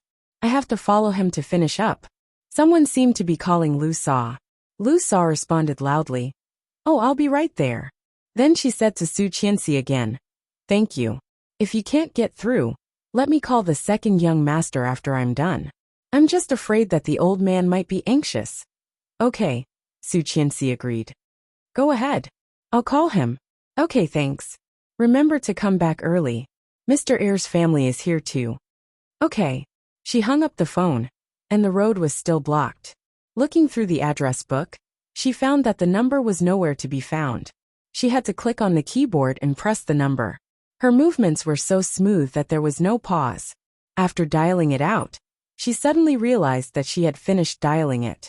She had remembered this number for 2 lifetimes. The line was busy. I really couldn't get through. The car in front finally moved slowly. Su Qianxi started the car and called Chengyu. Chengyu quickly answered the phone, and Su Qianxi learned that Chengyu had returned to her hometown for the holiday. "It's only 3 o'clock now. He must still be in the company. Why don't you go to the company to look for him?" Thank you.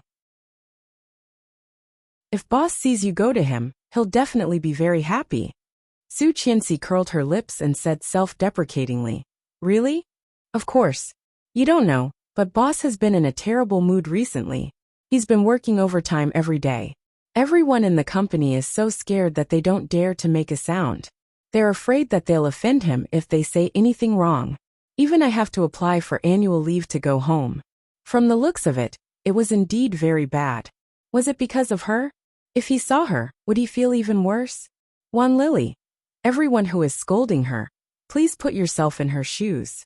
Your husband is pregnant with someone else, and the blood test is also there. The evidence is conclusive. Several times when you decided to believe him, you found that he was lying to you. Twice when you saw him with the mistress, you would happily say, "Oh, I believe you, I love you." Would it? To be honest, only Su Qianxi would do that. If I had a bad temper, I would definitely find someone to beat up my husband and the mistress, and then sue him until he left the family with nothing. You have the God's perspective, of course, you know everything. But Qianqian doesn't. So, how can you say that she is pretentious? How can you say that she doesn't believe Mr. Li? Mr. Li's EQ is low, and Su Qianxi feels inferior. All of you can see that. My character has been set from the beginning, and I will not change it.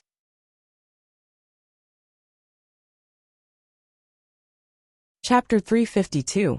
Ahem. Chengyu found that she seemed to be talking too much. If Li Xiqing found out that she had sold him out, he would definitely exploit her. "Well, madam, don't say these things to him. Just keep it between us." Su Qianxi smiled. "Okay, goodbye. Goodbye." Hanging up the phone, she took a long breath. Madam, in her previous lifetime, Chengyu had always called her madam. After the divorce, she called her Miss Su. Madam seemed to be a good name. She drove off the highway. Coincidentally, the road she was on was very close to Li Xiqing's company. Following her memory, she drove to Li Xiqing's company. In less than 2 minutes, she saw the building with a unique shape. The Li Group was also one of the landmarks in Kingstown. Su Qianxi stopped the car and walked in. The receptionist recognized her at a glance and said, "Madam." Although it was the first time that Su Qianxi had come to Li Xiqing's company, her name and appearance could be recognized by everyone in Kingstown. Su Qianxi smiled and asked, "I am looking for Li Xiqing. The president is in the conference room on the top floor. You can go directly to the special elevator here." "Thank you." Su Qianxi went directly to the top floor and was very familiar with the layout. In her previous lifetime, she had been here many times. Walking in easily, the people in the secretary's office were slightly surprised to see her. However, they all knew who she was. They hurriedly took her to Li Xiqing's office and gave her the best coffee. "Boss is in a meeting. Do you want me to go inform him?" A secretary said. "There's no need. I'll wait here for a while. You go ahead with your work." "Thank you. You are welcome. I will go first." "Thank you." The secretary looked at her and was so excited that her face was flushed. Before the door was completely closed, the secretary screamed, "She is so beautiful." Su Qianxi curled her lips and took a sip of the coffee. She felt inexplicably nervous. When he came over later and saw her, would he be surprised? Would he be surprised? What should she say? "Long time no see. Hello." It seemed a bit strange, her heart racing. She suddenly regretted listening to Chengyu and coming here to find him. Would he think that she was here to express her goodwill to him? So she purposely came to see him? However, she only came to his company because she couldn't get through to her grandfather's phone. If he misunderstood, it would be very awkward, right? Was it too late to leave now? She was a bit hesitant. After some consideration, she stood up and walked to the door of the office. However, as soon as she walked in, the door was suddenly opened. She was caught off guard and hit by the doorknob. "Ah!" Su Qianxi screamed and squatted down, covering where she was hit. There was obvious astonishment in Li Xiqing's eyes. Looking at the petite figure squatting and groaning on the ground, he thought he was hallucinating. However, when she looked up at him, his heart was hit hard. It really was her. Su Qianxi clearly felt Li Xiqing's cold gaze on her. Blushing, she covered her lower abdomen and did not dare to get up. Pain, pain, pain. Of all places to hit. She hit the bone there. A disease called embarrassment instantly broke out, and no medicine could cure it. Seeing her painful face, Li Xiqing resisted the urge to check where she was hurting and whispered, "What's wrong?" Chapter 353. Li Xiqing's cold face suddenly cracked. "You do." Su Qianxi's face became even redder. She stood up and said in pain, "Why didn't you knock before coming in? It hurts." This action was a bit obscene, and Li Xiqing couldn't help but look at it. He said calmly, "This is my office." Su Qianxi was suddenly speechless. Feeling his gaze, she immediately turned around and rubbed her wound with her coat. Li Xiqing was speechless and said in a low voice, "Mind your image." Then he closed the door and walked to the desk. "What are you doing here?" "Looking for you," Su Qianxi said matter-of-factly. "Grandpa said he wanted to eat the meat you bought for him last time, but he couldn't get through. Lu Sa asked me to find you and take it back." Su Qianxi said matter-of-factly, but she soon realized something was wrong. Li Xiqing glanced at the phone on the desk. There were more than 30 missed calls. Picking up the phone, he found that most of them were business calls. Only 3 of them were from the old house and her. Picking up the phone, Li Xiqing said quietly, "Got it." "Okay." His attitude made Su Qianxi feel a bit disappointed. She stood up and felt that it was not very painful anymore. Picking up her bag on the sofa, she said, "Then I'll go." "Sit down." Li Xiqing did not look up. "Let's go together later." "No, I have my own car." However, Li Xiqing had already walked over and pressed her down again. Su Qianxi wanted to say something, but she saw him make a gesture to keep quiet. Then he said in fluent English, "So busy." After the meeting, he had to return calls. Su Qianxi wanted to get up, but was held down by his hand. Her heart fluttered. Did he want to make her stay? With this idea, Su Qianxi felt a bit restless. Sitting on the sofa, she pretended to be calm. When he finished the call, it was already more than 10 minutes later. Su Qianxi looked at him and asked, "Why don't you let me go?" Looking at her with his deep eyes, Li Xiqing's expression was a bit cold. "It's a holiday. Let Grandpa be happy." Su Qianxi felt her heart was soaked with vinegar, feeling a bit disappointed. Oh, so that was it. Indeed, Grandpa was already so old, and he couldn't bear to see his children and grandchildren quarrel. Grandpa knew that she had been in a cold war with him for more than a month. Suddenly, An inexplicable possibility popped up in his mind. Did Grandpa do it on purpose today? Li Xiqing glanced at her and picked up her bag. Let's go. He was already out of the door, and she followed him. Clearly aware of the envious eyes of the secretaries, she gradually slowed down. Wouldn't he be unhappy? In his previous life, he hated it the most when she walked around him ostentatiously. Given their current situation, would they? Thinking of that, she had slowed down a lot, watching him walk fast, deliberately keeping a distance from him. Li Xiqing pressed the elevator button and found that she was not behind him. When he turned around, he saw the hesitation in her eyes. He arched an eyebrow, and his eyes darkened. He said unhappily, "Do you want me to go over and hug you?" The secretaries jeered, and Su Qianxi's face instantly blushed. She trotted quickly in her high heels and followed him into the elevator. At the moment when the elevator door closed, Su Qianxi heard a voice. "This is so happy."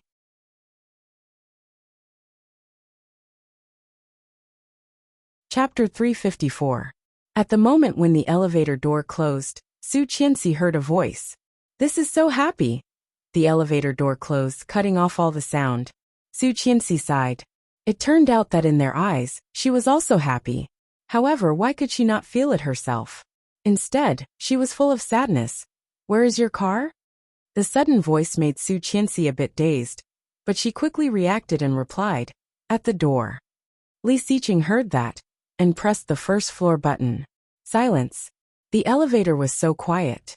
The only thing he could hear was the sound of the elevator descending. Ding. When the elevator reached the first floor, Li Xiqing walked out first, followed by Su Qianxi. Many people looked at them. Su Qianxi was a bit nervous, following Li Xiqing with her head slightly lowered.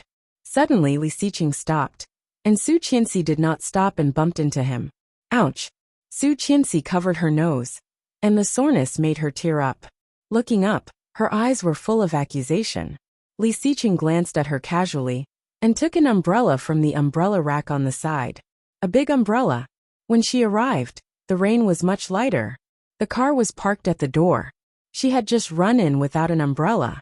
But now, the rain had resumed, and the road was flooded with water. People were in a hurry. Just as she was about to reach for an umbrella, he grabbed her hand and pulled her forward without any explanation. "Hey, wait." Su Qianxi was almost carried under his arm, and her feet were a bit unsteady in her high heels. Li Xiqing did not listen and dragged her forward. After opening the big umbrella, he put his arm around her neck and walked to her car. Su Qianxi was a bit dazed. How did he know that this car was hers? He should have never seen it. They had not seen each other for so long. "Open the door." Li Xiqing glanced at her. "It's raining hard. It's cold." She quickly unlocked the door. Li Xiqing opened the driver's door but did not get in. Instead, he looked at her. Su Qianxi immediately understood and got in. Closing the door, he went to the passenger seat and sat down. However, as soon as he sat down, his eyebrows furrowed and he said with dissatisfaction, "Why is it so small? How can it be compared to yours?" She muttered and slowly started the car. "I'll get you a bigger one later. I like small ones." The rain was so heavy that she could not see clearly, so she turned on the headlights. "I'm not feeling well." Li Xiqing looked disgusted. "It's fine as long as I like it. Why do you care so much? I thought you were used to my big ones." When she was about to argue, she suddenly thought of something. Blushing, she glared at him and yelled, "Li Xiqing, you pervert!" Li Xiqing raised an eyebrow and looked at her with some confusion. "I was talking about the size of the car. What are you thinking about?" She paused and blushed even more. Clearly seeing the mockery in his eyes, she angrily smashed the steering wheel and turned around. Li Xiqing slowly fastened the seat belt and said slowly, "Don't you think it's better to have a big one?" Her hands trembling, she roared, "Can you shut up? Dash."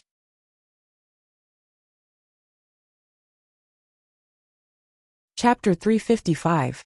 Li Xiqing's lips curled up. His mood, which had been tense for more than a month, was miraculously relieved. Su Qianxi did not want to talk to him and drove steadily. However, in the end, she couldn't help asking, "Where is the store?" "Surely Mingdu." Su Qianxi was dazed and looked at him.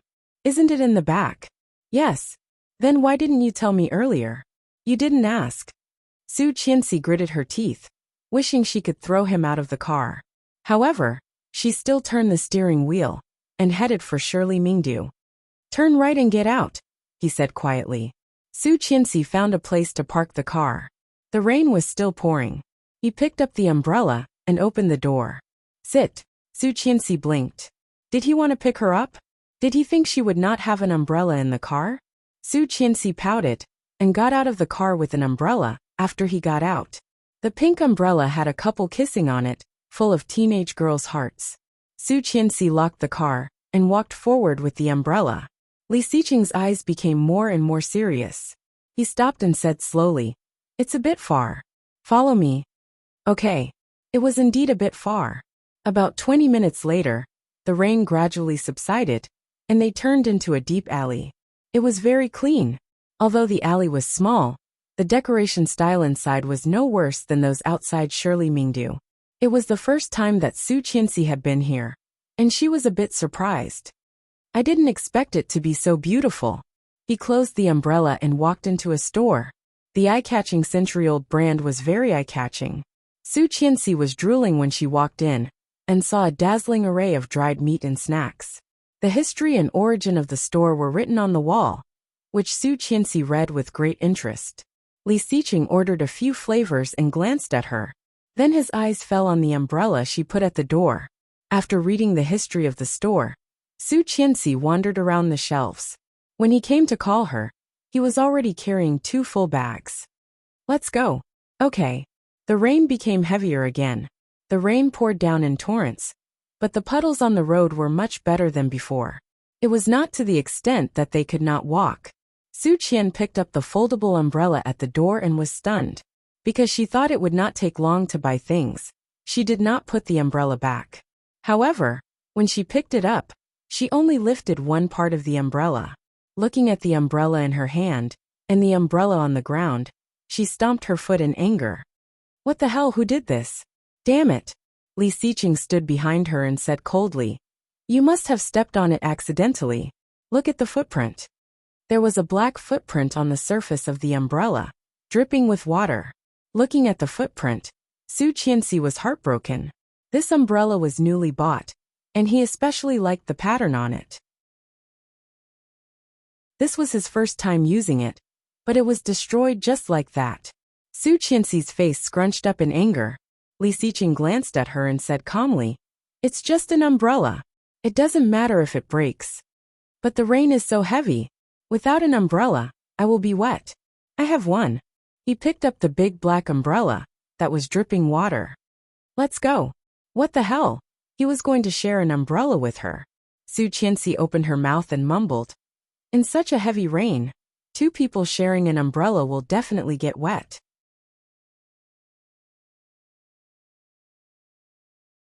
Chapter 356. Elopement. Su Qianxi blushed. I just said wet. I also said wet, Benz. Is that wrong? He looked at her seriously. Su Qianxi blushed even more. Did he just say elopement or wet? Although Southerners might not pronounce private and wet, Li Xiqing had taken an advanced Mandarin test. In order to follow him, she had taken the test in her previous lifetime as well. Could it be that she had misheard? Let's go. He handed the 2 bags of food to her. Protect them. Su Qianxi took them and held them in her arms. Li Xiqing was wearing a dark gray coat with a straight suit underneath. After opening the umbrella, he took her waist with his coat. Su Qianxi's body stiffened and she struggled. What are you doing? Going home. Li Xiqing's warm breath was on her ear. Su Qianxi felt her face was burning. He said in a low voice, "Protect the food. Don't let Grandpa wait." So, she protected the food, and he protected her? Thinking of this, Su Qianxi's heart raced. He took her down the stairs. Seeing her pink ears, Li Xiqing's cold eyes became softer, and he wrapped his coat tighter around her. On the way no one spoke. Su Qianxi felt warm all over. Holding the food tightly in her arms, she was surprised that no water splashed on her. When they returned to the car, Su Qianxi found that Li Xiqing's back was soaked. Seeing him take off his coat, Su Qianxi moved her lips but did not say anything. Glancing at her well-protected body and the food, she felt warm. They did not speak on the way. When they arrived at the old house, it was almost 6 p.m. Li Xiqing went to the room to change, and Su Qianxi gave the newly bought jerky to Grandpa. Captain Li was very happy, looking at her with a satisfied smile. Su Qianxi felt a bit embarrassed, and went to the kitchen to help Lu Sa make glutinous rice balls.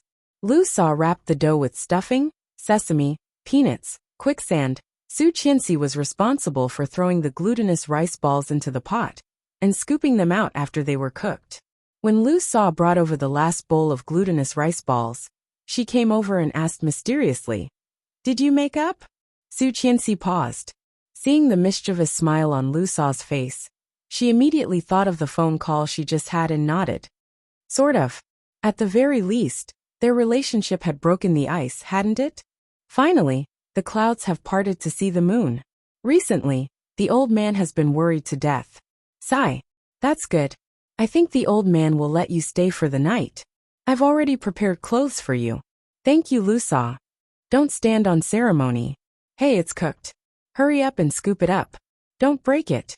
Su Qianxi looked at the dumplings in the pot and quickly scooped them up with a colander. He distributed the glutinous rice balls according to their heads, but before he could take them out, he heard a commotion outside. It sounded like they were quarreling. She was shocked and ran out of the kitchen. She immediately saw Mrs. Tang yelling at Li Xiqing like a shrew. "Li Xiqing, you bastard, give my daughter back. Where did you hide her?" Mrs. Tang looked a bit agitated. With red eyes, she looked at Li Xiqing as if he was her enemy. Li Xiqing sat on the sofa with his legs crossed, looking cold and noble. He looked at her and said, "Mrs. Tang, what do you mean? Wan Lily, here comes the troublemaker. How do you want Tang Minjing to die? P.S. Today I learned that browsers also have reading channels. I heard that there are a lot of readers on the browser. Don't move."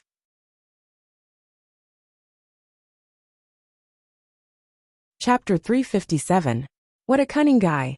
She should have known that, given the boy's character, even if he really liked Tang Minjing, he would never compromise under their threat. At the time, she did not think much about it. Later, she found that Tang Minjing had not been home for more than 2 months and could not get through to her. Although she had texted and chatted with her, Tang Minjing had not even sent a voice message.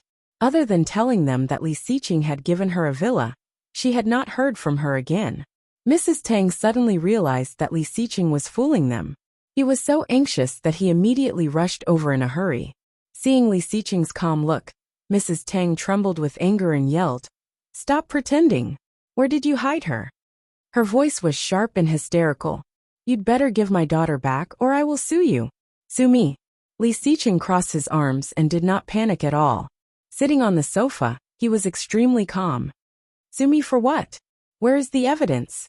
Mrs. Tang paused and immediately yelled, "Do I even need evidence? My daughter was taken away by you. She has not contacted us for such a long time. You must have locked her up. Let me tell you, this is illegal imprisonment." "Mrs. Tang, there must be evidence for everything. You have no evidence. We can sue you for slander." Li Beixing walked out, followed by Li Xiao and his wife. Seeing Qin Shuhua, Mrs. Tang's eyes became even redder. She cried, "My poor daughter. She gave birth to a child for such a man and is locked up. She can't even see her mother on this holiday. This is so miserable. This family will die a horrible death. Oh my God." Li Zhao's brother, Li Sheng, and his family were all in the backyard. There was some distance between the living room and the backyard, but Mrs. Tang was so loud that Li Weiya heard the noise and ran out. Hearing the noise, Old Master Li also walked out with his walking stick. He stomped his walking stick on the ground and said angrily, "Why is it you again? I told you, the Li family no longer allows people from the Tang family to come." Mrs. Tang cried even more hysterically and yelled, "Your whole family is a bunch of bastards. My daughter gave birth to a child for the Li family with a big belly. You heartless family, you just watched your little bastard lock our daughter up. There's no justice and no law." Her voice was very noisy. Li Beixing's lips twitched. He went forward and lifted Mrs. Tang up, saying, "Mrs. Tang, don't cry at a funeral on a holiday. What does it have to do with us that your daughter went missing? My daughter must have been locked up by your younger brother. If you don't believe me, you can ask him. He struggled violently, and even bumped into Li Beixing. Li Beixing shrugged helplessly, and looked at his younger brother. Li Xiqing remained calm and said, I didn't. Please go back, Mrs. Tang. If Mrs. Tang did not know what kind of person Li Xiqing was, she might have been fooled by him. But she had always known that this kid was the most cunning and sinister. I don't believe it. I don't believe it. Missing persons can be reported within 24 hours. Do you need help? A young female voice came. She was tall and slim, looking delicate.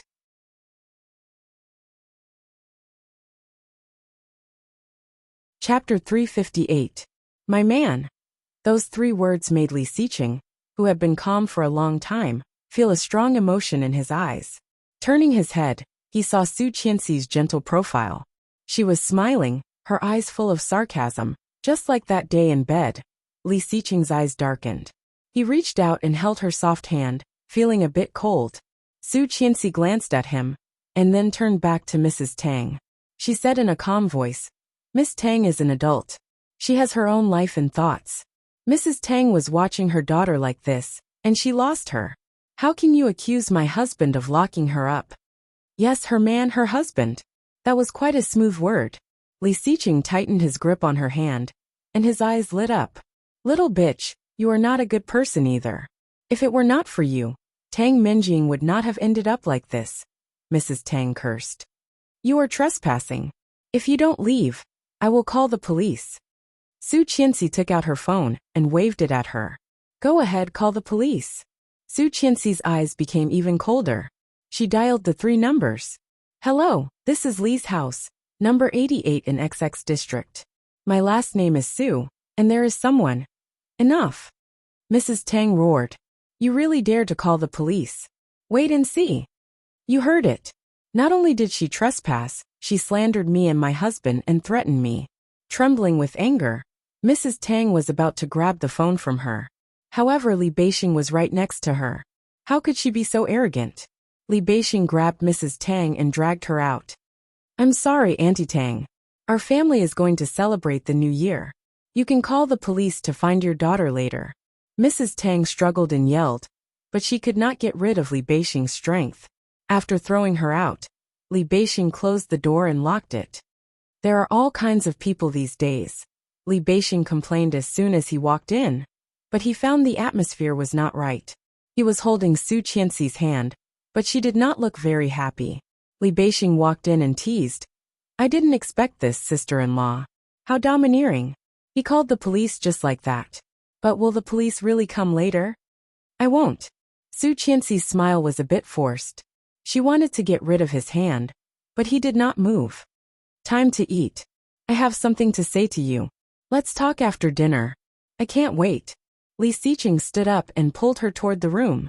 Su Qianxi exclaimed, and stumbled to keep up with him. Feeling the ambiguous looks from the elders and cousins around her, her heart was pounding, and she shrank her head. He dragged her into the room, and closed the door behind him. What do you want to say? Before she finished, her words were drowned in her mouth. Her eyes widened, she subconsciously struggled.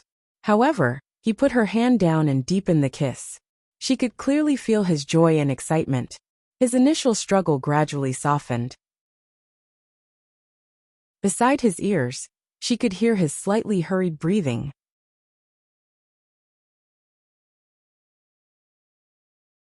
Chapter 359. Just when Su Qianxi thought she was about to suffocate, he let her go. Su Qianxi collapsed in his arms, panting. Do you know I'm so happy? His deep voice and warm breath were all gently teasing the limp body. Su Qianxi felt a bit weak. Lying on him, she asked, What are you happy about?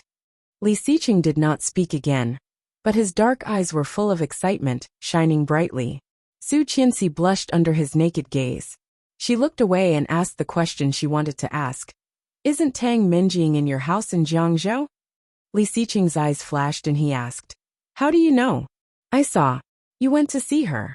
Went to see Tang Minjing. That was more than a month ago. Li Xiqing narrowed his eyes. All the things that he had been unable to figure out suddenly connected, and he suddenly felt enlightened. So you sentenced me to death because of this? An oppressive aura was instantly emitted from his body, and it was cold and penetrating. Su Qianxi shrank her neck and felt guilty. She whispered, So you quarreled with me and hit me because you saw me visiting Tang Minjing. Because of this, you think Tang Minjing's child is really mine, right? Yes, he guessed right. However, why did Su Qianxi feel so guilty when he said it all out? He was clearly in the wrong first, so why should she feel guilty? He made it sound like it was her fault. Su Qianxi raised her head, looked at him and said, Isn't it? He gazed at her deeply, suddenly lowered his head and bit her neck. She frowned in pain and struggled with her hands, yelling, Li Xiqing, let go. Hearing that, he did ease up a bit, sucking her neck. The tip of his tongue gently swirled on the tender flesh, and she shivered. Her whole body was limp and she collapsed. Li Xiqing lifted her up with his thigh and made her face him. He whispered, Why are you thinking about it? I've said it many times, it wasn't me. I did lock Tang Minjing up. The villa in Jiangzhou has been transferred to her name to cover Tang Jinghao's site. Otherwise, why do you think they only found out now that Tang Minjing is missing? As he spoke, he had already moved away from her neck and whispered to her face.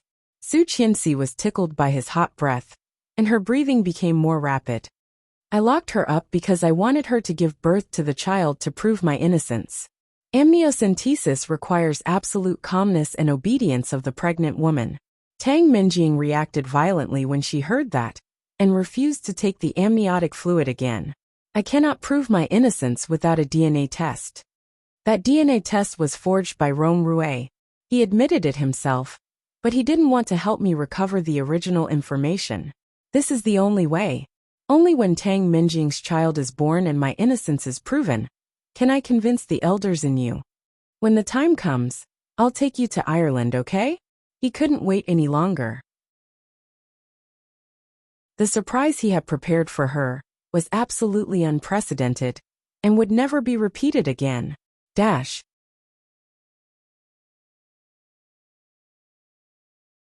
Chapter 360.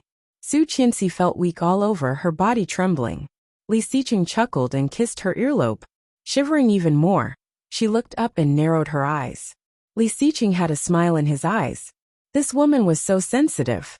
Going to Ireland? Wedding. Yes, wedding. Didn't you say? You forgot. I said it out of anger. Su Qianxi's eyes were red, and suddenly full of tears they fell. Li Xiqing covered her face with his big hand, and gently wiped away the tears. Don't cry. There are elders waiting for us outside for dinner. Su Qianxi pursed her lips and cried even harder. Is what you just said true? Why would I lie to you? I thought you loved Tang Minjing. Li Xiqing wiped away her tears and said unhappily, What you said is the biggest insult to yourself. Su Qianxi heard that, and couldn't help laughing. Loving Tang Minjing was an insult to her? She had never realized that this guy was so good at talking before. Seeing her smile, Li Xiqing gently warned her after wiping away her tears, Don't cry. Grandpa will scold me if he sees this. He looked at her pitifully. Su Qianxi's smile widened, and she reached out to push him. Li Xiqing let her push him. With a rare smile, he poked her face. Why do you cry so much? No. She rarely cried in front of others. She just didn't know why she couldn't help it in front of him, and unknowingly became a crybaby. Well, no. Pouting, she murmured, Never. That's right. Looking up at his smiling eyes, she tugged at his sleeve and whispered, You really didn't do anything to Tang Minjing? No. Li Xiqing looked serious and said, If I had any feelings for her, it would have nothing to do with you now. The truth. Su Qianxi knew it, but she was still unhappy. Pushing him away, she opened the door and was about to go out. He put an arm around her neck and whispered, So don't doubt me in the future. Your man is hurt. His low voice, with a bit of grievance and charm, made Su Qianxi's heart flutter. Your man. These 3 words sounded really good. Blushing, she tilted her head and whispered, Are you flirting, Mr. Li? If Mrs. Li thinks so, then so be it. Their faces were so close that the tips of their noses were less than a centimeter apart. Looking at him, she suddenly bit his lips and said seriously, In the future, don't lie to me. Yes, I'm not lying. If I find out that you're lying to me, it'll be useless even if you act coquettishly. You lied to me once, I lied to you once. We're even now.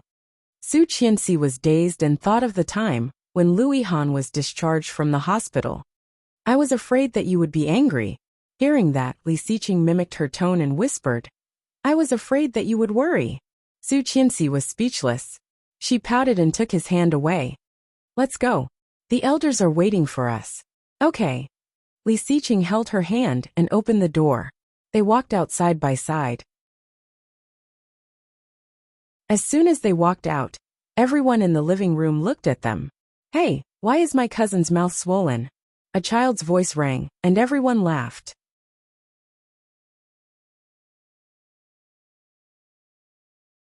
Chapter 361. Gratified, satisfied, shocked, and flirtatious, all kinds of gazes converged. The deer couldn't help blushing and gave him a glare. This little deer is too naughty. Li Beixing teased. Hurry up and bring your little deer over to eat.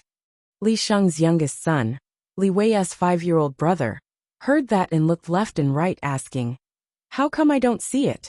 Where is the deer? The whole family couldn't help laughing. Li Xiqing walked up, rubbed his little head, and said with a straight face, that's mine. Don't even think about it. The little guy pouted and looked disgusted. Stingy second brother, I just want to see it. It's not like I can eat it. Humph, if you don't want to see it, then don't let me see it. I don't want to see it anyway. The whole family burst into laughter, and Su Qianxi blushed the most. Turning her head, she decided not to stay there, and went to the kitchen to help Lu Sa set the dishes. This winter solstice reunion dinner was a happy one. Su Qianxi had never had such an atmosphere. There were family lovers and even her heart was warm. After dinner, Grandpa suggested that they spend the night here. And Li Xiqing directly agreed. Su Qianxi did not know about it until she helped Lu Sa clean up. Although she had expected it, she still felt a little shy after not being together for more than a month, and her face was unconsciously hot. She went out for a walk with Grandpa. When she came back, Li Sheng's family had already left. Su Qianxi went back to her room and found Li Xiqing in a video conference. Seeing her come in, Li Xiqing just glanced at her and then continued to work. Su Qianxi rummaged through the closet, took out a set of pajamas, and then went straight to the bathroom. After coming out, Li Xiqing was still busy, so she took out the tablet from her bag, plugged in the headphones, and lay on the bed to watch a movie. It was an indie film that was popular some time ago, starring Deng Chao. When she saw the pig forcing a smile and wishing Swallow well, she couldn't help feeling sad. Swallow got in the car, and the pig finally couldn't help chasing after her, crying, Swallow, how can I live without you? Su Qianxi burst into tears and couldn't help crying. Suddenly, she felt his hot breath on her ear. Turning off the tablet, he whispered, you can cry while watching a movie. Why do you like to cry so much? Su Qianxi let him hold her down and reached for her tablet, shouting, give it back to me. I haven't finished reading yet. Li Xiqing unplugged her headphones and put the tablet on the bedside table. Are the people in the movie better looking than me? Su Qianxi did not get it, so she gave up. She sniffed and said sullenly, you are different from them. How is it different? You're not acting. Li Xiqing chuckled, got off her, went around to her, and lay down in the same position as her. She then found that he had taken a shower and was wearing a thin rabbit fur robe. Mrs. Li, yes? Su Qianxi also looked at him, her eyes still a little red. Do you take medicine every time you do it with Mr. Li? Su Qianxi was dazed, blushed, and shook her head. No. After answering, she suddenly realized what he meant. Every time, he did not take any safety precautions.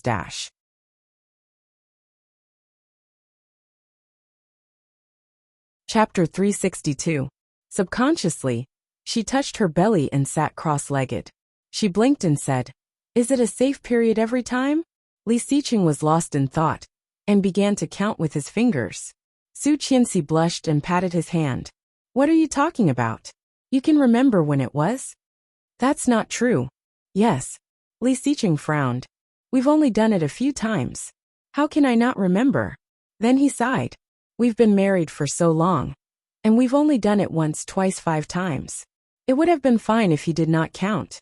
Now that he did, Li Xiqing felt wronged. Lifting his eyes, a pair of pitch-black and deep eyes landed on her. There was a strong hidden bitterness in them, and the light in his eyes deepened, revealing the attributes of a naked, hungry wolf. She felt a bit scared and immediately shrank back. Li Xiqing was even faster. He grabbed her and pushed her onto the bed. The soft bed swayed with their intense movements. Then Su Qianxi's lips were sealed. Li Xiqing's movements were very gentle, so gentle that Su Qianxi's heart softened. She felt so happy. Every time he kissed her, she had a beautiful illusion that he was with her, not for sex but for love. The kiss deepened. Su Qianxi's breathing became more rapid. When he was about to do something else, she stopped and called, "Mr. Li." "Yes?" Li Xiqing liked this title more and more. In the past he felt it was too strange, but now he thought it was the sweetest. Mr. Li, Mrs. Li. Back and forth. It was enough to cause a strong blow to the single people around. Li Xiqing's lips curled up, but he did not stop moving. He responded quietly. Su Qianxi gasped and pressed his hand down, saying, "Not today." He looked up and complained, "Mrs. Li, you are cutting the benefits." "I'm doing it." Su Qianxi's voice became lower and lower. "When?" "I just found out." Li Xiqing was about to go crazy. Gritting his teeth, he grabbed her hand as a punishment and bit her white and tender finger. Su Qianxi's fingers shrank. Her eyes were apologetic and full of interest. "Little rascal." He pulled her up and moved her to the side of the pillow. Putting an arm around her waist, he whispered, "Sleep. Behave." Su Qianxi saw his embarrassed look and was in a bad mood. She chuckled. "Don't laugh." However, she smiled even more happily. Burying her head in his chest, she couldn't help but smile. Finding a comfortable position in his arms, she closed her eyes contentedly. The Tang family wouldn't let the matter rest if they couldn't find Su Qingsang after making a scene in the Li family. Li Xiqing had expected this. So when he saw a bunch of reporters at the door of the company, his expression did not change much. Seeing Li Xiqing's car coming, the reporters rushed over like crazy. The building's security guards were not to be trifled with. They immediately came forward and pushed all the reporters away, protecting them in front of the car. The back door of the black Maybach was opened, and a tall and straight figure came out. He was wearing a black cashmere coat and a dark checkered suit, looking noble and indifferent. Faced with the overwhelming number of questions, Li Xiqing glanced around coldly. Immediately, he turned around and put one hand on the back seat of the car, while the other hand was on the roof, in case the head of the person inside was hit. Even though her expression was cold, her actions were still filled with tenderness. This caused the surrounding reporters to exclaim in surprise. "You're tuning in to the Li Mei's Wuxia Whispers YouTube channel. We're so grateful for your support, and don't forget to subscribe to join us on this incredible journey through captivating stories. Your generosity through donations truly makes a world of difference, as it's the primary source of revenue that allows me to expand and enhance this channel for you. Thank you from the bottom of my heart for being a part of this adventure."